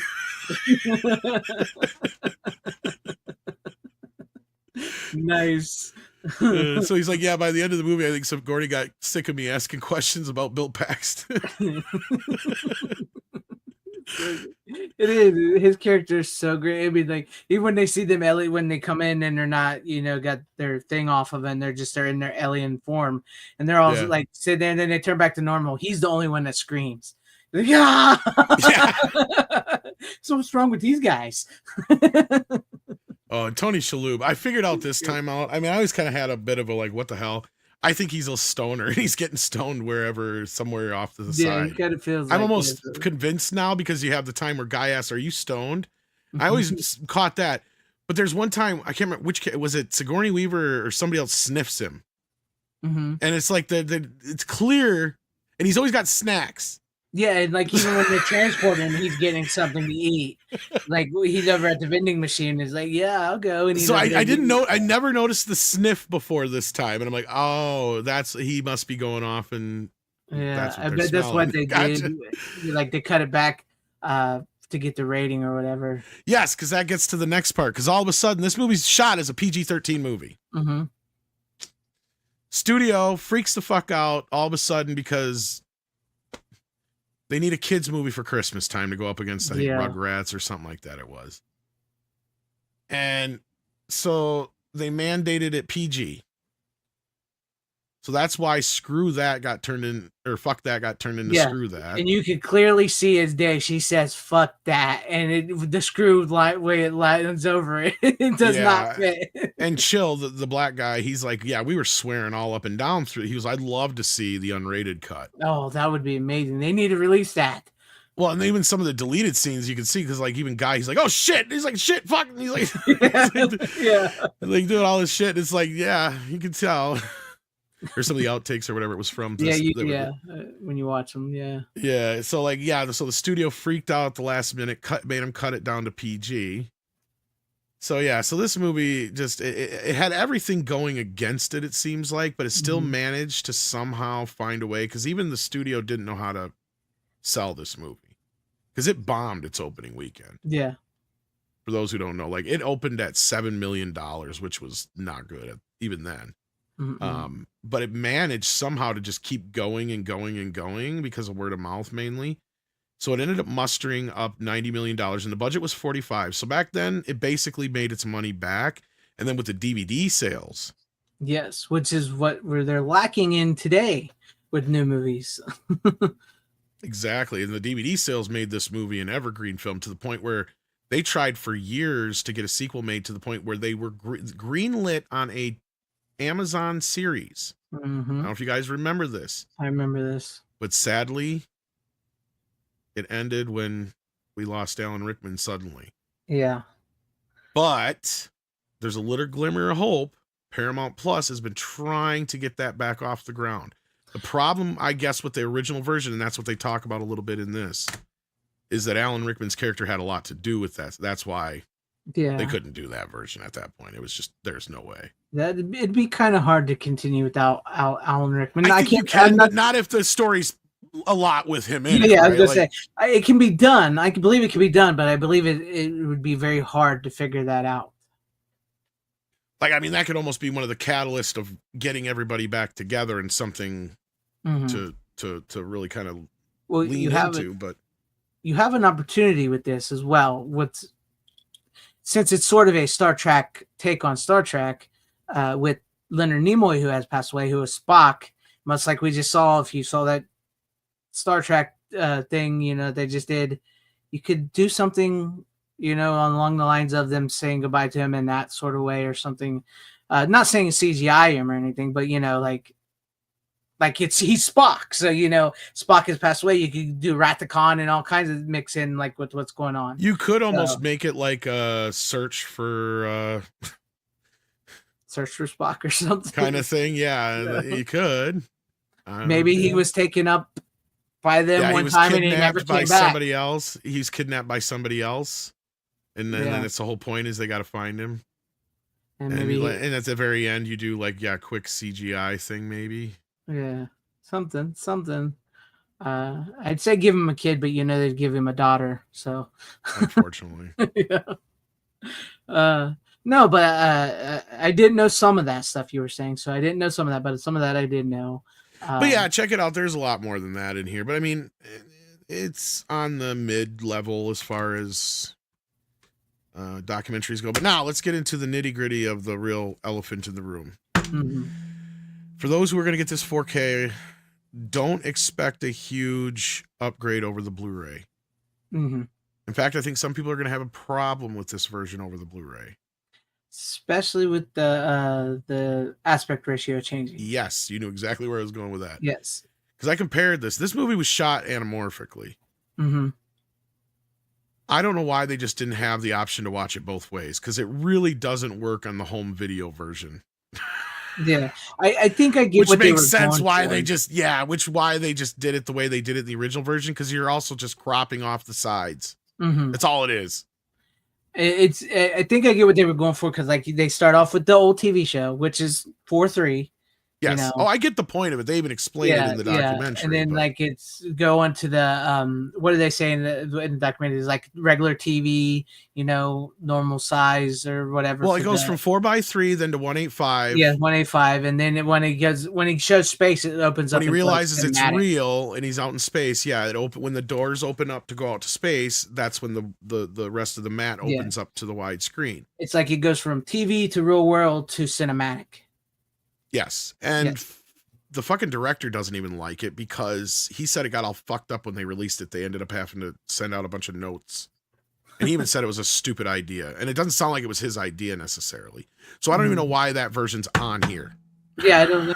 Like, they should give you both versions. I mean, I get what they were trying to do, but they should really give you both versions. Okay, so problem number 2. I guess, and this is per what Bill Hunt has said. I believe this movie was one of the first films to have a complete digital pipeline. Mm-hmm. So I think the master's in a high-res 2K. Now, there is an improvement in the picture quality and the color, but it almost feels like there was a little bit too much noise reduction done on the 4K version compared to the older Blu-ray, and I don't know if they're from the same scan or not. Because I don't think this movie was ever scanned except for in 1999. That's my point. Right. And I think that's what Bill's getting at, is this has always been stuck in 2K because so many special effects. It does look good. Yeah, it doesn't look bad.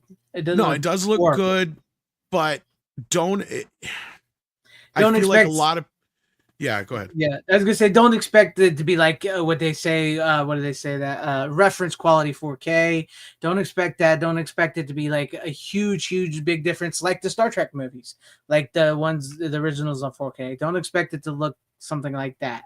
But it doesn't look horrible. So yeah, some scenes look really good, so it makes me almost wonder if they didn't rescan what they could of the film at some point, just not recently.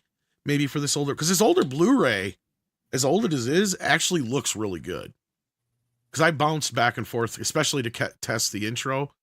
So I'm like, when I found out they didn't shoot this in Super 35, they shot this in anamorphic. I'm like, okay, so then they had to crop something off, or they didn't, unless they shot the original in actual intro in 185, and they cropped that. I was trying to figure out what they did. Well, what they did, kids, they just cropped off the sides. Yeah. Because on the old Blu-ray and up through all the old DVD, once it goes to widescreen, it's widescreen, and all that stuff's cut off.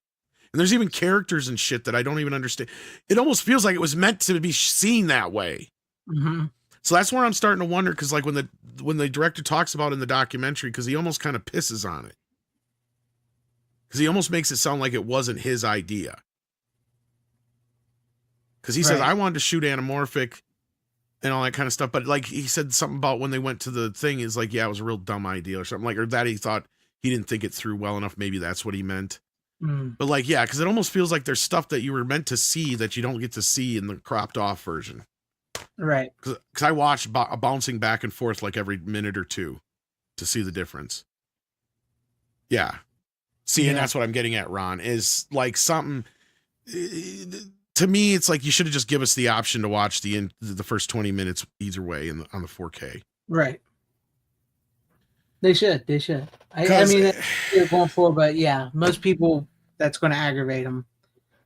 And then I'll get into the final bitch of mine. This goes for Paramount, Warner Brothers, and all the other fucking studios. I don't care how many new versions of the soundtrack you put on. In fact, I am usually a fan of a Dolby Atmos or 5.1 upgrade. If you're going to do that, keep the original track too. Because there's some major changes, not in sound effects, but in the directional effects in this Atmos track, which is the only fucking English track on here. Yep. This movie has a 5.1 DTS mix, and it actually sounds almost better in some cases than the Atmos mix, because the Atmos mix feels thin in some spots. Some spots it's fine. Some spots the bass is almost too much. But there's actually like a specific point where in the beginning of the movie that I noticed right away that I'm like, that ain't right, as I was bouncing back and forth between the two, is like, for instance, when they're all in the dressing room and he's introing the characters, Guy's voice is coming out the right channel and the right rear in the original 5.1 mix. Mm-hmm. His voice is all in the center, buried in the center mix of the Atmos mix, and it's buried over top of everybody else's dialogue. So the problem is you can't get you're missing some of their it makes it too mixed up. Mm-hmm. So before it was more separated so you could actually kind of ignore what Guy is saying because you already kind of know what he's saying. Right. In this version, it mixes their audio together, unfortunately, so you're kind of getting the two overlapping when they're not supposed to be, if that makes sense. I get, yeah, that makes sense. They sent both voices to the center channel.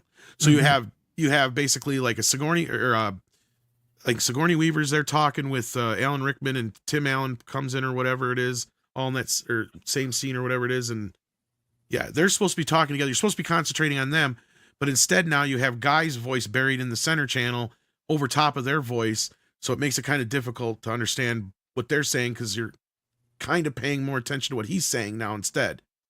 Because before it was off in the right and rear channels to where it's, oh, that's ambient noise I'm not supposed to be paying attention to. Mm-hmm. Does that make sense? Yeah. This is coming from my audio editing, and it just drove me nuts. I'm like, why the fuck did you do that? Yeah, I don't blame you. They need to put in some more of the original mixes in the 5.1. There's only one thing I saw in the widescreen version though that I just remembered because of the sound. There's only one thing I saw in the widescreen version on the old Blu-ray that I think was meant to be cropped off and always meant to be cropped off, and that is when they are introing Jason or Tim Allen's character, or whatever. Yeah, Jason Elvis. Yeah. Yeah. The band is playing in the audio track, but they're not playing in the fucking. They're just standing. That's probably meant to be cropped off. I noticed that this time, and that's what I'm saying. Yeah, I think they were meant to be cropped off there, obviously, because they're playing, but they're not playing. Because I noticed because the audio, the Atmos mix, it's a little bit more spread out, so the bass and the guitar isn't as present as it is in the DTS 5.1 mix. Mm-hmm. But then there's another spot where the bass is almost overpowering when they all come back to the ship.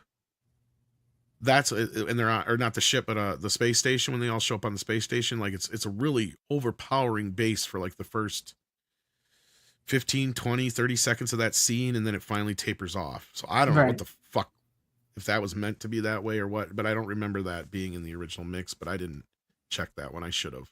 Mm-hmm. But that's my gripes with it, because there are some shots in this movie that are very low quality. Like it looks like they were up converted in some way.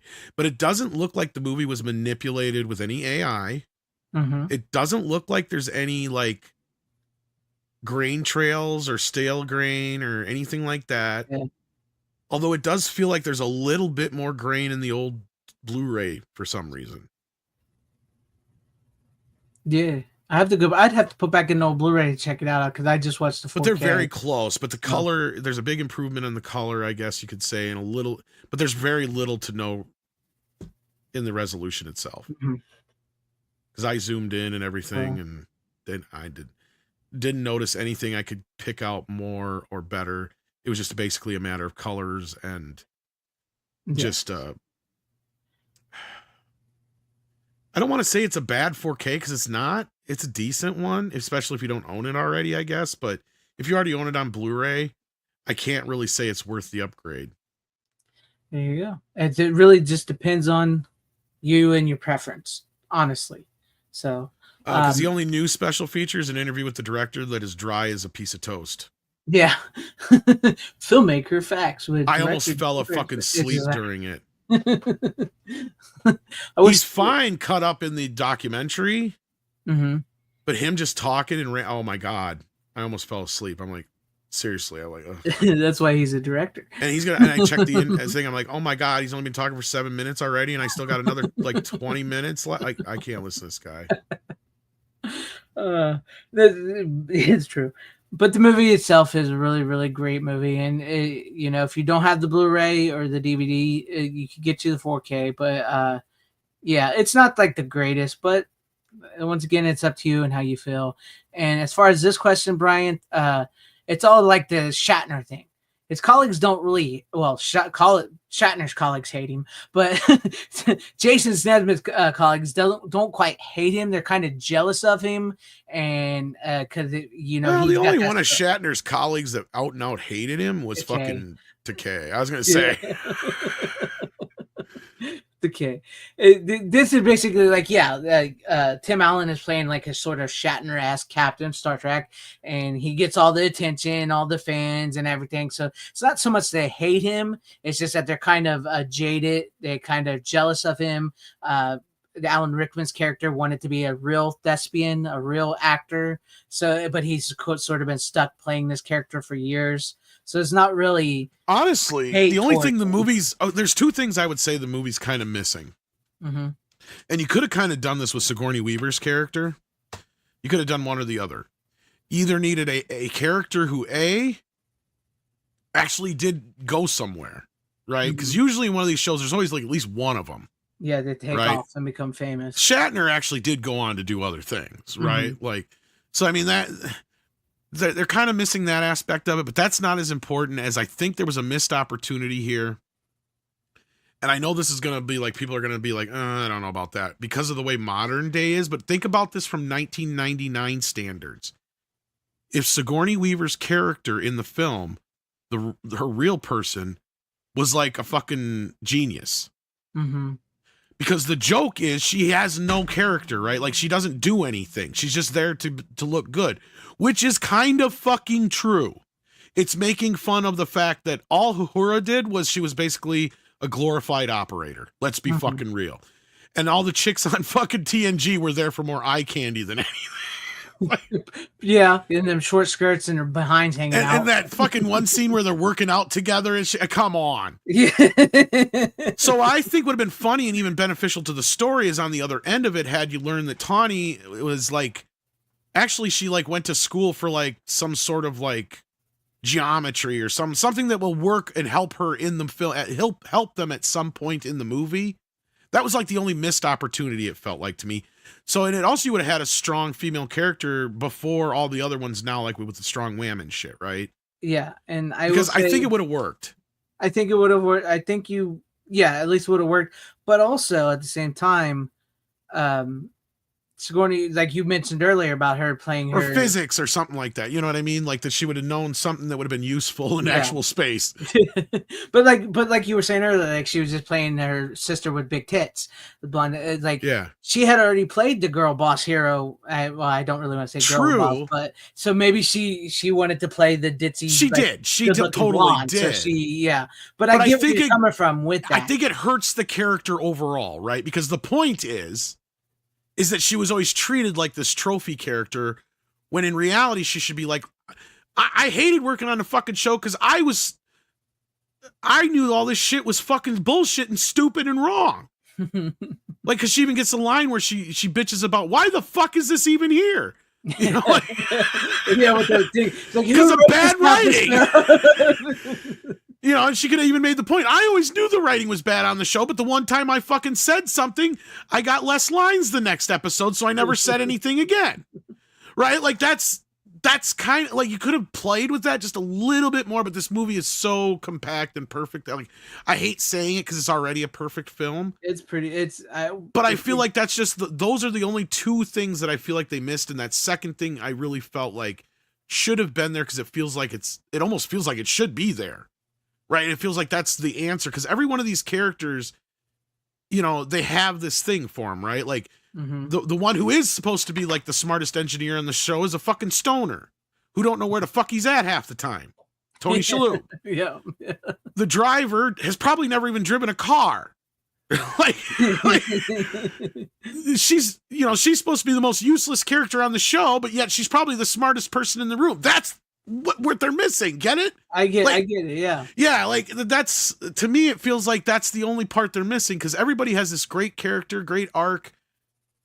It's her. She's the only one who kind of is left to the side with kind of like, she gets to be the chick, I guess. Yeah. You mean, like you said, I totally get where you're coming from, and that would make sense in the movie. But also at the same time, I feel like that might have been a Sigourney Weaver thing where she was trying to play against her type of. She being that type was, of chick. but I mean, it So, would have been funny if she'd be like, "Yeah, I have like I minored in physics in yeah, fucking like I'm a college. PhD. I'm actually a doctor. Yeah, I actually have a PhD in something or other. Like that's the only reason I've been able to survive all these." And that would actually kind of double up as also one of them being successful afterwards. They didn't necessarily have to be movie successful, but money successful, and where they're just doing this kind of for fun and for the rest of the, for the fans and for the rest of the cast. Right? Like that's kind of like that could have played into that character to where like she's like, yeah, I'm aware that I was just here to look fucking sexy, right? Like I get it. And I was the most useless person here. And it works because at this point in the movie, this is why I bring this up and then I'll shut up about it. Because at this point in the movie, she's one joke. Her joke is, I have one thing to do on this show and I'm going to do it, damn it. I don't care if it's stupid. I repeat the computer. Exactly. But that joke only works if she's not that stupid. Get it? Yeah, like that's the whole point with Alan Rickman's character, right? That's his whole joke.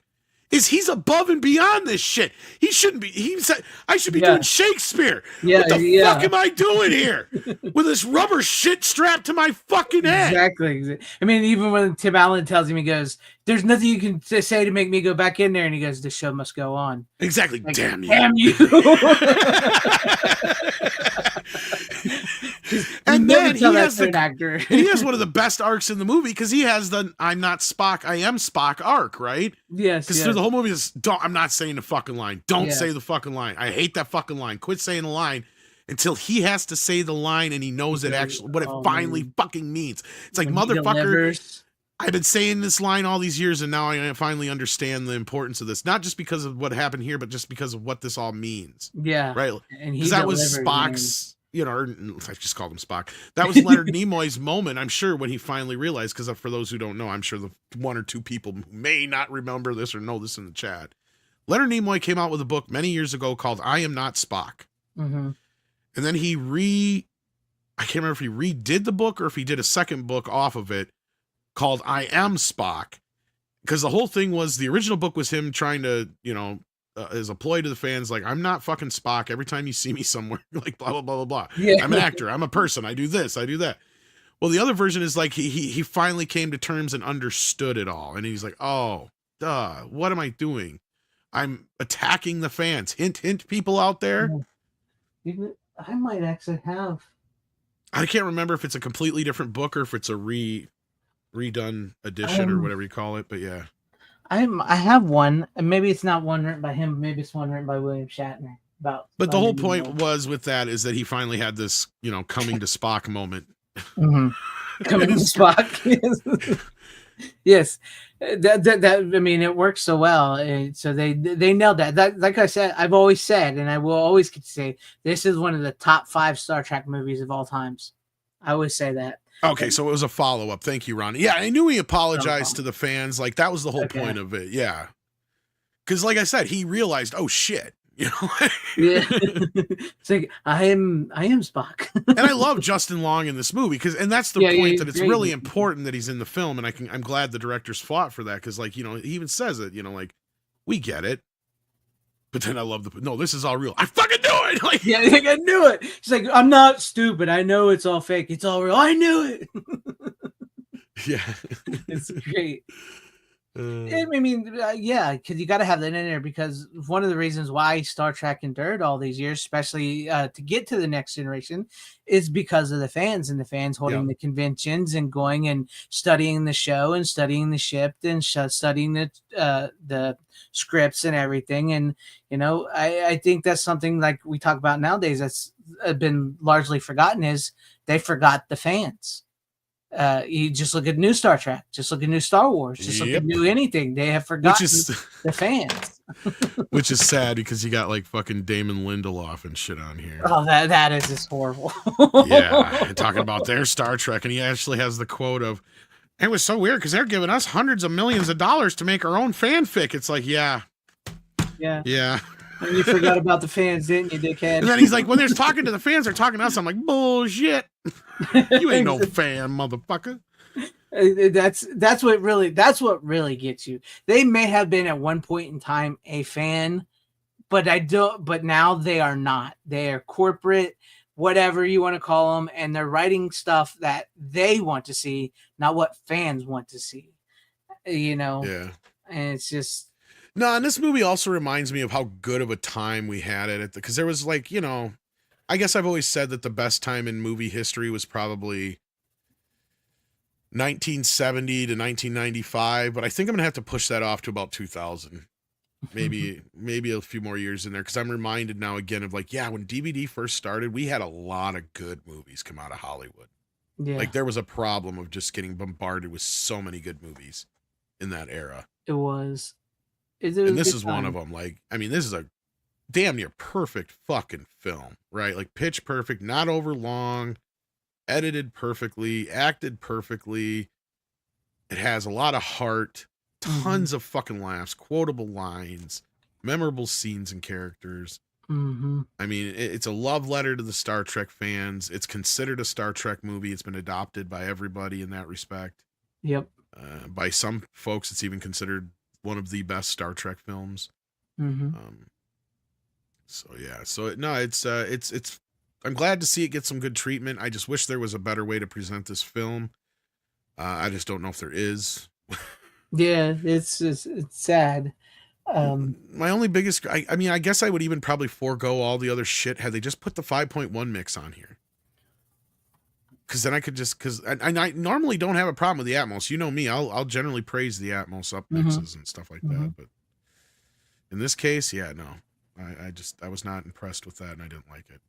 I don't blame you on that. But regardless of whether or not you guys want the 4K or not, if you've not seen Galaxy Quest, do yourself a favor and watch Galaxy Quest, especially if you are a Star Trek fan, because or even just a sci-fi fan, because like we've talked about before, like you told Rookie when he first saw it, you don't necessarily have to be just a Star Trek fan, because it plays into, like we were just talking about, all the fandoms of like how you get into a show or a movie or something, and like the sci-fi aspects and everything. Yes, it's heavily geared toward the Star Trek thing, but it is also very sci-fi for anybody who just likes sci-fi.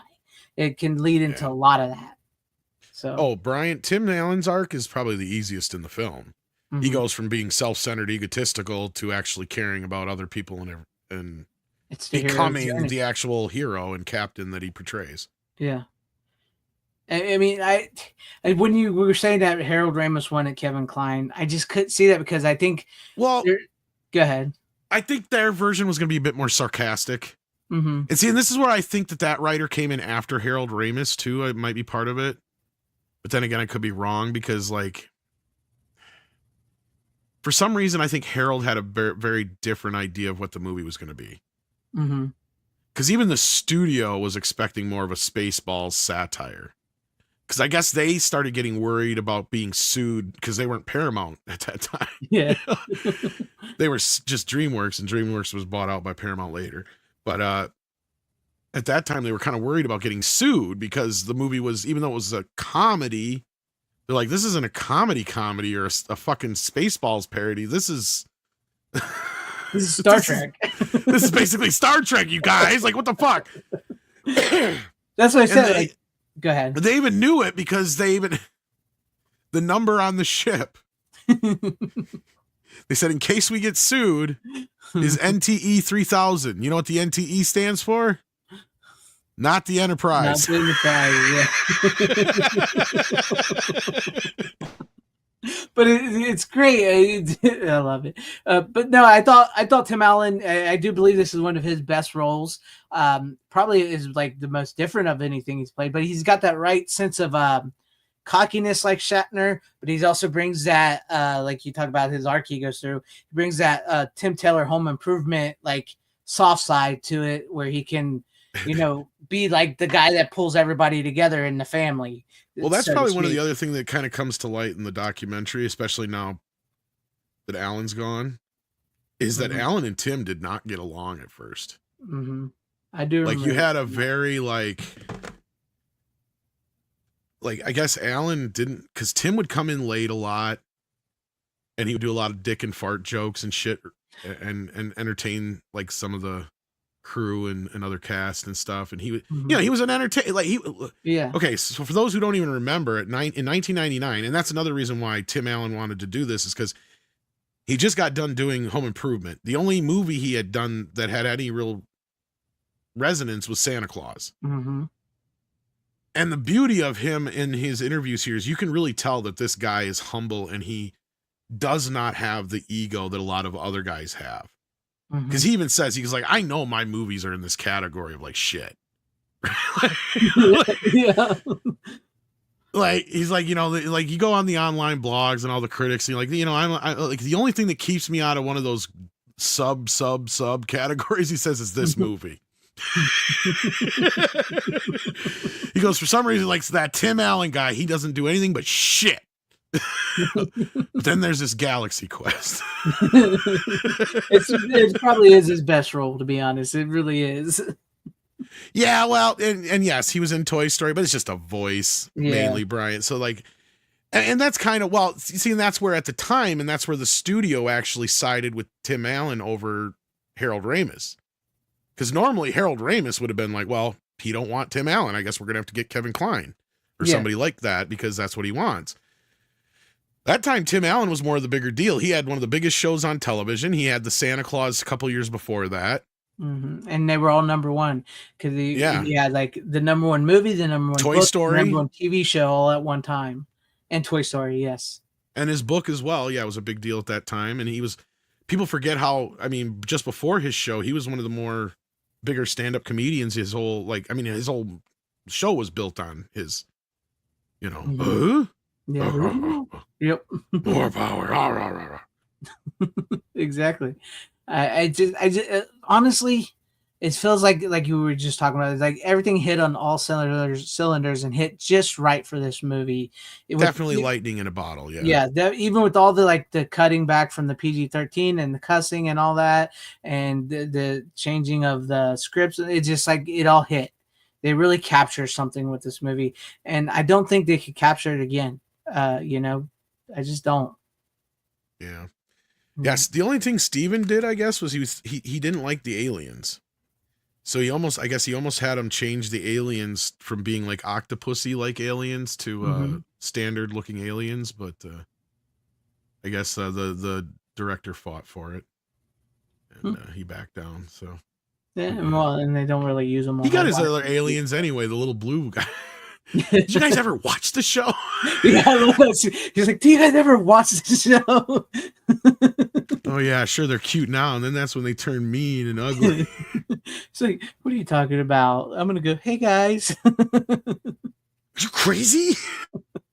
Did you ever open the watch door the like show? that? What if you can't breathe? I mean, yeah.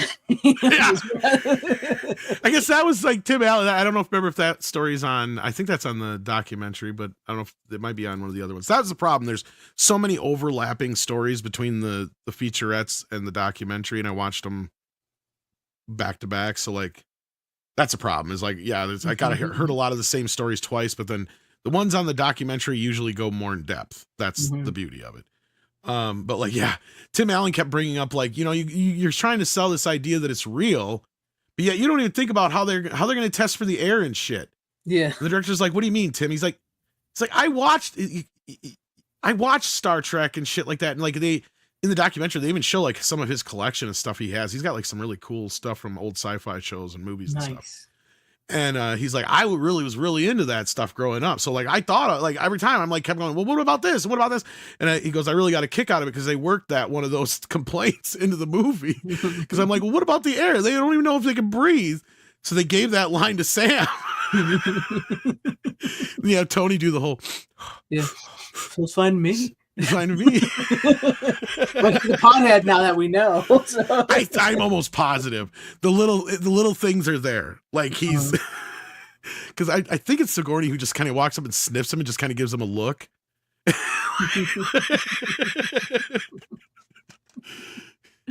And then he's always eating. Yeah, he's always eating. Yes, and he doesn't seem to give a shit about anything. And he's just the only time he has a freak out is when he's got to do the digitizer thing. Yeah. That thing will probably cut me into a million pieces. Yeah. It exploded. It turned inside out and exploded. Hold, please. She's just like, hold, please. I did this. Yeah. Now bring it back on screen. He's been on screen all the time. Yeah, I knew it. Like we're dead. It's so good. Oh, the scene where he's like, it's modeled after his hand movements, and he go ahead, take us out, and he scrapes the ship all just like for 5 minutes. Well, it's not 5 minutes, but it feels like that when you're watching it, you start cracking up. So which is great because it's like the anti-fucking ship porn scene from Star Trek: The Motion Picture, right? Because when they first show it, it's very much like the Star Trek, like when they're all looking at it and everything, and then when they take it out, that's when it really. He had to scratch it. First time out the way, out the garage. Cheers, man. That's such a good movie. I highly recommend it. I've been sort of on a Star Trek kick lately myself as well, so it kind of bled into what I've been into lately. So I was glad to get it and watch it again. I guess Sigourney's one of her improv lines was, why are there always fucking shafts or whatever? Because I guess that was her thing from Alien. Yeah. And it just drops off because it's just like an alien. But I guess that wasn't in the script. She goes, why is it always a fucking heating duct or a heating shaft or whatever it was she says? Yeah. It's great. It's such a good. It's just a fun. And I don't even know if I think she meant to say that in the scene or if she was just saying it off the cuff, but it ended up in the movie either way. But it works. But yeah, so to get back to Alan Rickman, at first they just didn't get along, and then finally, Alan, because I guess this is what Alan would do. He was Marvin the fucking robot. He hated everything. He was always just so miserable. Didn't want to be there. He was that character. Mm-hmm. But it was all just kind of a bunch of bullshit. He had one of the greatest senses of humor, I guess. Because like Justin Long said, he felt so bad because just before he died, he had a chance to not just see him, but work with him again. Because they were doing a play that they were going to cross over as he was leaving and Justin was coming in to the play, taking over a different role. But he didn't go in the couple weeks early he could have, where they could have actually been in the play together. Yeah. Because they were switching out, actors in a few weeks. And he goes, so when I got there, though, there was this big package left for me there from Alan. On the card, in the most fanciest of cursive, was "fuck you." Yeah.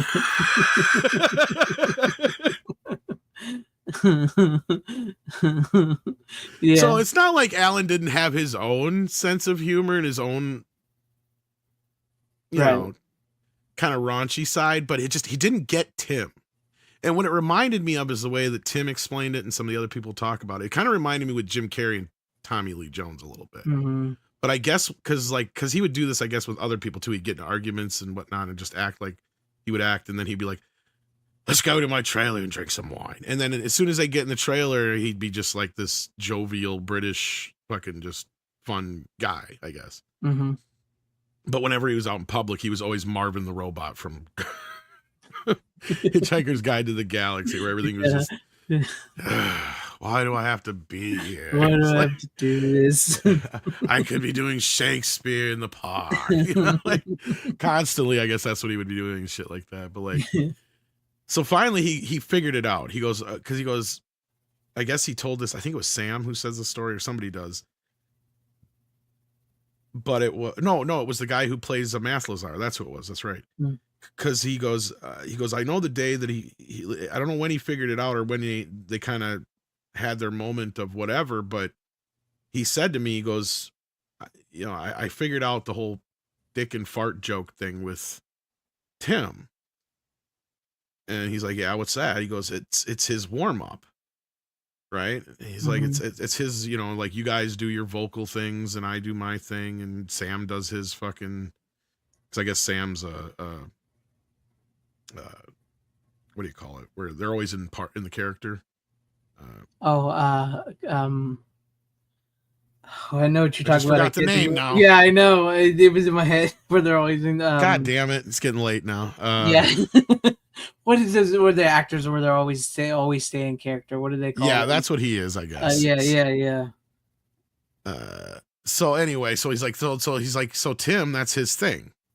So that's his thing that gets him ready, right? So I guess that's whenever he figured that out, and then they were good friends after that. So like, but he just need to figure him out. Method actor. Method. Thank you, Steven. There you go. Method actor. There you go. Yeah. So I guess Sam's a big method actor. So yeah. Yes. Brian Barth. To me, I is the original series is the best Star Trek, but I love the Next Generation and I love Deep Space Nine. So I'd say TNG's the better show, but Captain Kirk, Spock, and McCoy are always going to be the Holy Trinity. That's what I'm saying. It's like I know the Next Generation is a better show than the original series, but I love the original series. My dad got me hooked on the original series and the movies, so that to me will always be my favorite Star Trek. But I love the Next Generation. I know it's a better show, and I do love Deep Space Nine. So I think Deep Space Nine is a different version of Star Trek that I really enjoyed that I didn't think I would.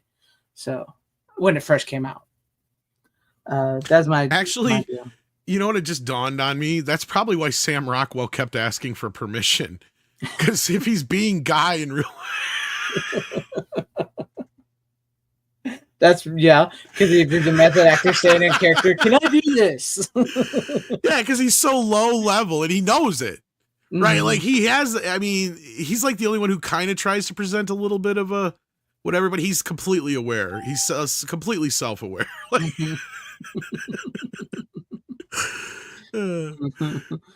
So I could see him doing that. Yeah, I can see that. Which might have been part of the reason why Sam didn't want to do that, because he's like, I don't want to sit there and be that guy for a few months. Like, the fuck?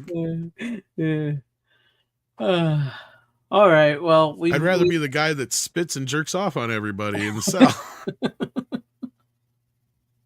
That character in that movie is crazy. The man is a good actor. Well, that's what I love about this movie. You have some of my favorite character actors in one piece. Mm-hmm.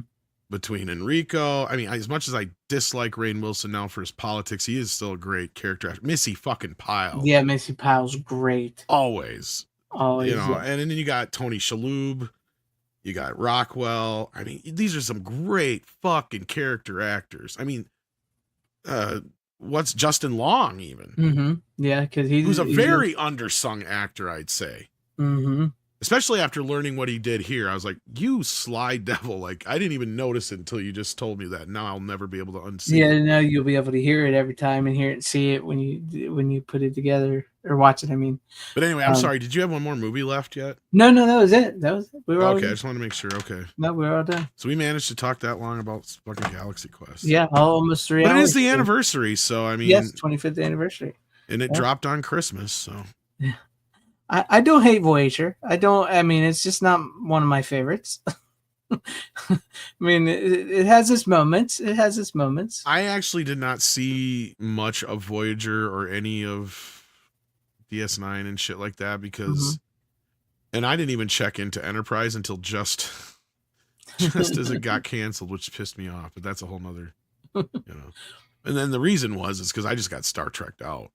Yeah, I get you. Like we had the movies, we had the two shows on at the same time, reruns of TNG. Like I hadn't even caught all the TNG show, so I was like, I can't keep up with all this shit. I mean, I didn't watch them like every night. The other ones like Voyager and Deep Space Nine, but I've really come to really enjoy Deep Space Nine over the years because I've gone back through it and stuff. It's a really solid Trek. It's really good. I've been basically just waiting for them to update them in Blu-ray or at least HD in some way, but I don't know if that's going to happen. That'd be nice. Just an upconvert, probably. Mm-hmm. I do remember. AI. Yeah. Oh yeah, that reminds me to warn everybody. Toxic Avenger animated series is an AI upconvert or whatever you want to call it. Oh really? Yeah. Which is weird because I swear that clip we saw on their website looked good. I don't know what the fuck. I got it today and I like popped it in and I'm like, what the hell? And not only that, there's like a bunch of random fucking I don't know why you made me bigger.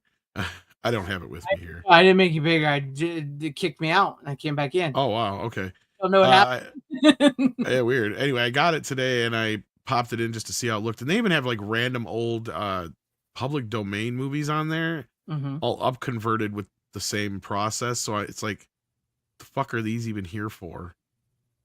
So it's like, I don't know, just be buyer beware. I mean, they don't look horrible, but you can definitely tell. That's crazy. Yeah, because you was talking about that first episode looked good or whatever, the intro or whatever. Just the intro. Maybe, maybe as we get through the shows, maybe they got better episodes and with some scans. I don't know, but maybe I'm wrong. It just looked better through because YouTube's. I usually can spot weird shit like that right away, even on YouTube. So yeah. But let's get this $2 super chat real quick, and then we'll close it on out. From Bronson Wright Wolf for $2. Thank you, Bronson. It says, could you guys imagine Tim Curry as Beetlejuice? Maybe, but not the same Beetlejuice. You know, I saw something today that reminds. Hey, that's a good thing to go out on. Considering I didn't like the Beetlejuice movie, this was pretty fucking funny. This is funnier than the movie. Have you saw the movie yet? I have not seen the movie yet. Okay, I couldn't remember. Hi, everybody.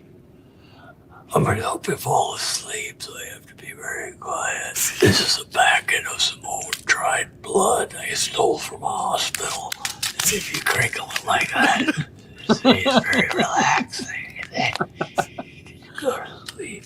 I cloned some of these. I grow them in a little lab. And then you go across his back like that. It's very fucking relaxing. Go to your neighbor's garden and steal some of their shit. And then you take these roses and you dry them out like that. Make little noises, and if they say anything, them. I got this from my friend's disturbed child. And sometimes I'll just rub his little head like that. Another thing I like to do is I'll take a bunny and I'll rub his little hair real soft like that. And I'll bite his head off. Hi, everybody. That was good. That was funny. That was funny. Well, there you go. I don't think I could top that if I wanted to, but that was pretty funny. I could tell he's loving playing Beetlejuice more so than probably Batman. That is so. Yeah. Yeah. That was great. That was great. But thank you, Tom, once again Very for coming. fucking relaxing. There's actually some nice ASMR. Actually, I wouldn't be able to sleep to it, but I'd be able to listen to it again. But thank you, Tom, for coming on and hanging with me as always. Thank you, everybody out in the chat. Good night, guys. To everybody at home watching, thank you, guys. Make sure you hit the like, subscribe, share it out, all the good stuff, and we'll catch you on the next time. But you don't have to go home, but you can't stay here. How you doing? Bitches leave.